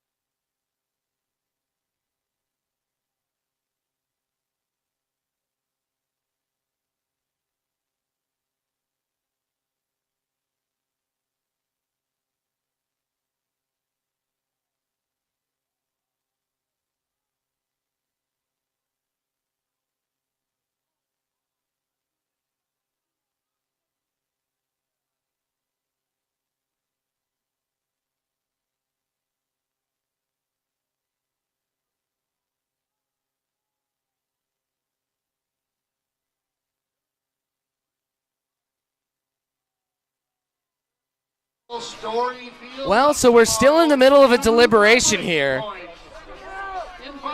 I'm not quite sure what's happening here. They called the guy out at second base now twice. And also at first base. And they still have a runner at first for some reason. He's definitely out, so he's got to get out of there. And now the entire coaching brain trust of both teams are out there. It's Ben Kruger, Jeremiah Cameron, and Jamie Williams against Brian Burris, Corey Keir, Aaron Matthews, and Shane McCarroll. The law firm of Burris, Keir, Matthews, McCarroll out there to try to argue their case. As Kruger is just leaving his guys on the base paths. So they called them out, and then Kruger was not leaving the field, and now it's just an argument between Kruger, Burris, and Keir. They're over there on the third baseline, continuing to chatter. Let's save the energy for our batters. They're going to be up in a moment. And let me say, Brian Burris, great at conflict resolution. He's a really laid-back guy, usually really calm out there. Well, in the meantime, it's a 7-7 ball game. Carson Angeroth, at the moment, had walked the bases loaded, struck a batter out, and then get a 6-4-3 double play. Let's play ball. All right, so after all of that, we're just back to where we knew that we were. So the double play counts. That's it. I think another thing was they were trying to figure out what was going on in terms of the run scoring. The run does not score if it's a double play, because as soon as it's the force at first base, that run doesn't count. So I have no idea what the extra confusion was about. I asked our scorekeepers during break just to double, triple confirm. Hey, I'm glad we figured that out. Team up. Batter up. And now Corey Keir's got to talk to the home plate umpire again. We're sticking with you right here because we want to see exactly the moment when this comes and unfolds now. Jacob Burley just wants to hit. He's throwing his hands in the air. It's like, hey, man, I just want to come up to bat. Well, it's already been a long game. Is extending a little bit more now. As now they're pointing at the left field lights being out, but I also have a news flash. That light has been out for about 2 innings. Yeah. That light was being a little tricky. I think the heat was kind of mixing it up last weekend. It was putting a lot of strain on the lights that are already really hot. So that's another thing that they're working on currently. As now I think we've moved over into a completely different discussion. So I think we're now beyond the double play thing. I mean, even with the light in left field out, left field still is illuminated well enough.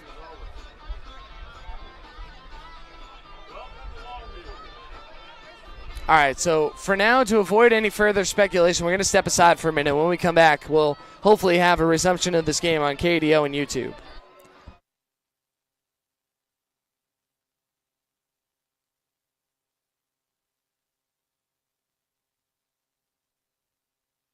Just the minute's fine. I don't know what the hell's going on over here, Jacob, to be honest. Hi, YouTube. So, YouTube, if you heard that, I was just talking to Jacob, and I'm just being honest. I'm not really sure what's happening.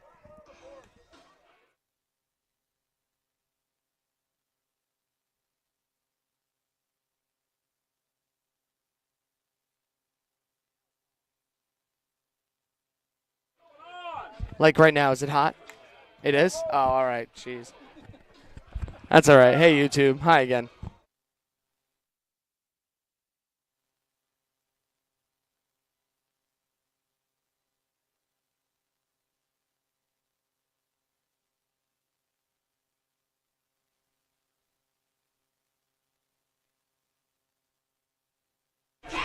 Back at it here, and YouTube, you might have heard a quick discussion I was having with Jacob Ackerman. Okay, we're good now, right?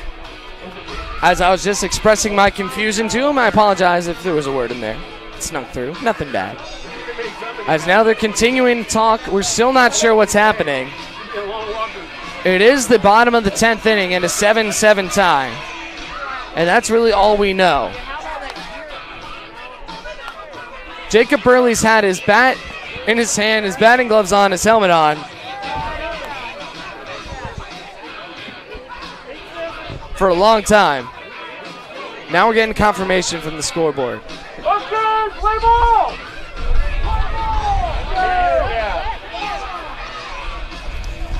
All right, so now we're being told that they overturned the call at second base.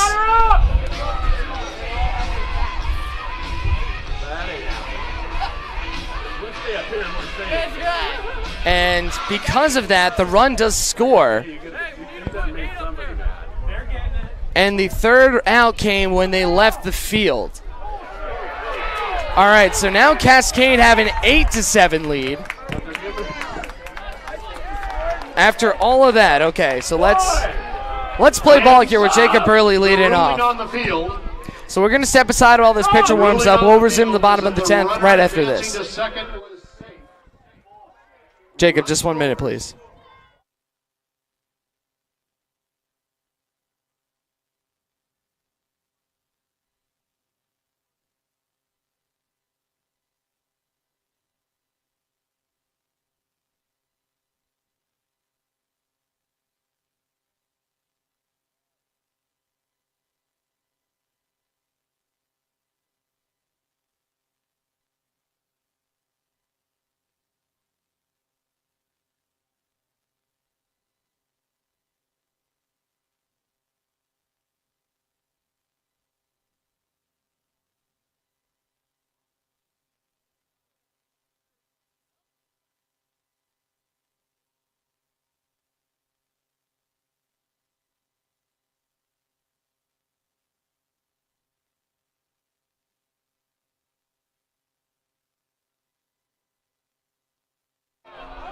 Bottom of the 10th. So now they're saying that, all right, so here's the whole picture as a new arm is tossing for Cascade Collegiate. It's number 4, Evan Siegel.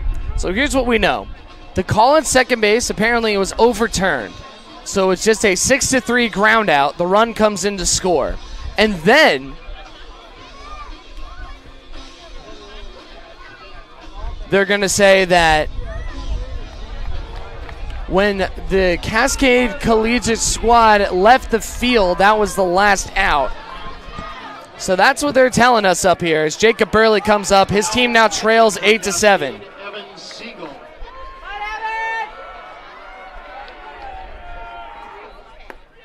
First one to Burley. That's a strike, 0-1. At the plate for the Black Bears, Jacob Burley.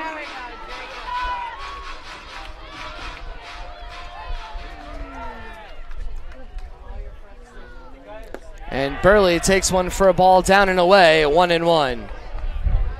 Let's give him some love. After Burley, it's going to be Jacob Stinson back on up there.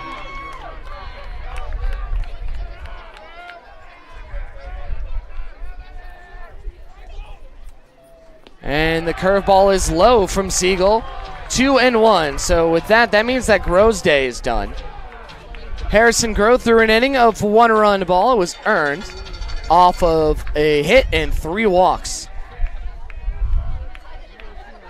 2-1. Swing and a miss on that curveball, 2-2. Well, if you're sticking with us the whole way through, you're getting your money's worth. Give him some encouragement, folks.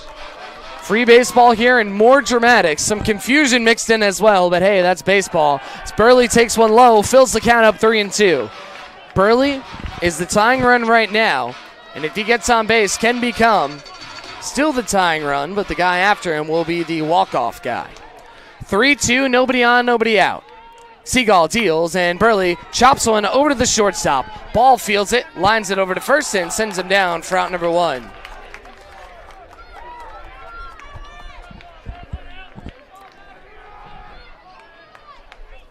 So here's Jacob Stinson, who pinch hit and walked. Coming to the plate. And Siegel also, oh no, he's not a new guy on this team. This is his second appearance. He's tossed 2 innings, allowed 3 runs, 2 earned, 5 hits, no walks, no strikeouts. And no record for him, a 9 ERA. As Stinson swings right on top of the curve, 0-1. And yeah, Siegel's got a pretty tight curveball. Riku Nishida waits on deck. Stinson the tying run right now. Black Bears trail at 8-7. And Siegel deals. He's just going to keep on pumping that curveball in until they give him a reason not to.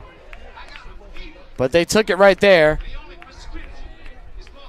Let's not get quiet now, folks. The count even at 1-1. Still nobody on. The Black Bears 7 runs on 10 hits, 4 errors, 9 left. Cascade 8 runs, 8 hits, 2 errors, and 10 left as Stinson crushes one to center. But the ballpark holds it, and now the Black Bears, once again, for the second inning in a row, are down to their final out.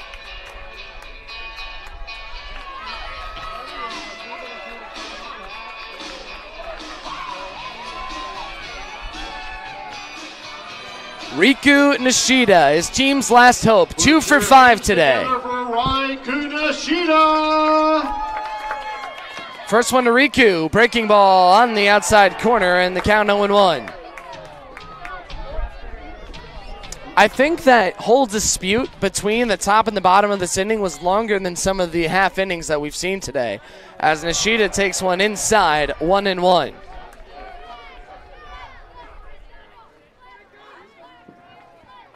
Lefty on righty. Siegel looking for his first victory of the year. He deals. As Nishida grounds one on a hop. Cooney's there. Throws to first, and that'll wrap this up. Ball game over, and Cascade Collegiate win this one by a score of 8-7. So your winning pitcher today is Harrison Groh. On the losing side is Carson Engeroth. And with the save is Eric Segal. We're going to step aside here for a quick break, but before we do, the Black Bears now drop to 12, 11, and 1 on the season. Their West Coast record is not touched by this game. And 6, 7, and 1 at home.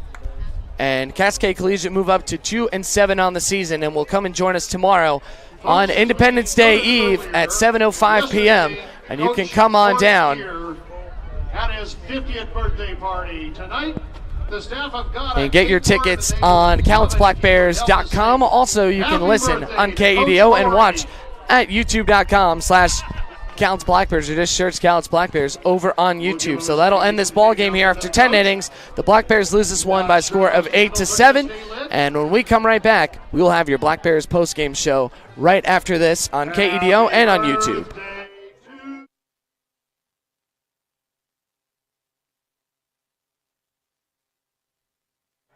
I need 5, please. Thank you.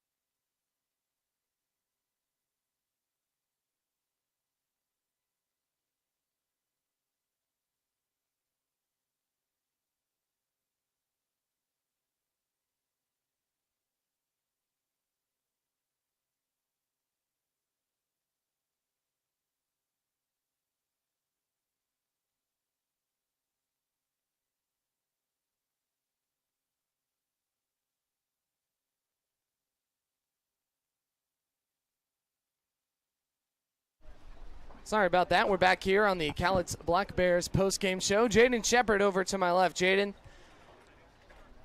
you got it. Hold on, I'll help you. Yeah, I know. This one's a little all over the place.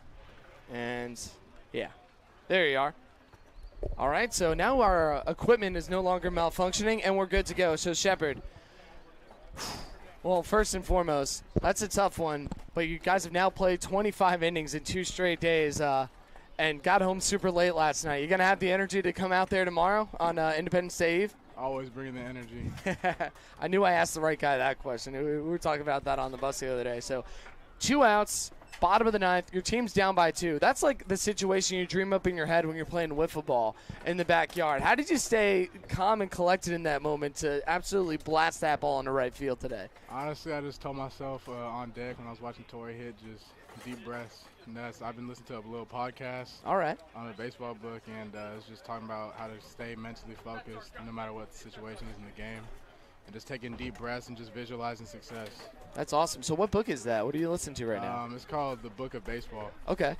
All right, cool.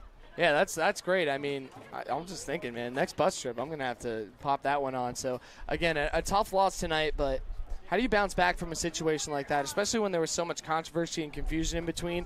Do you just get right back up like it's a brand new day, or does some of that still kind of lay on your shoulder and give you some extra motivation into the next game against the same team? Some of it kind of lays on you, and it just kind of brings that in more intensity to the next game, but you just got to flush it, brush your shoulder off, and just come back the next day like nothing happened. So, no, we're not playing on the 4th of July, but the 3rd of July is also pretty cool, especially since we got our fireworks. You excited to go out there and stick around at the end of the game? Maybe some fireworks of your own coming up at the plate before the end? Definitely. I'm excited. My mom, my parents, my family came out, so definitely. Really? Put on the show for them. I'm excited they got to come see us play. They'll be here tomorrow, too, so put on the show for them. All right, fantastic. Jaden, thank you so much for coming on the show. Much appreciated, and we'll see you out there tomorrow. All right, that'll wrap things up on the Cowlitz Black Bears postgame show. The Black Bears will take on Cascade Colligate tomorrow at 7:05 p.m. You can get your tickets at CowlitzBlackBears.com for the fireworks show, or you can watch and listen on YouTube and KEDOAM.com or 99.1 FM, 1400 AM, KEDO, Longview, Kelso. Final score, Black Bears with 7 runs and Cascade Colligate with 8 after 10 innings. For Jaden Shepard, myself, Justin Ford behind the camera over there, Jake Backerman back at the studio pushing all the buttons. My name is Zach Smolin. Take care. Have a great evening. Stay frosty. You like that? Thanks, Jacob. We'll see you.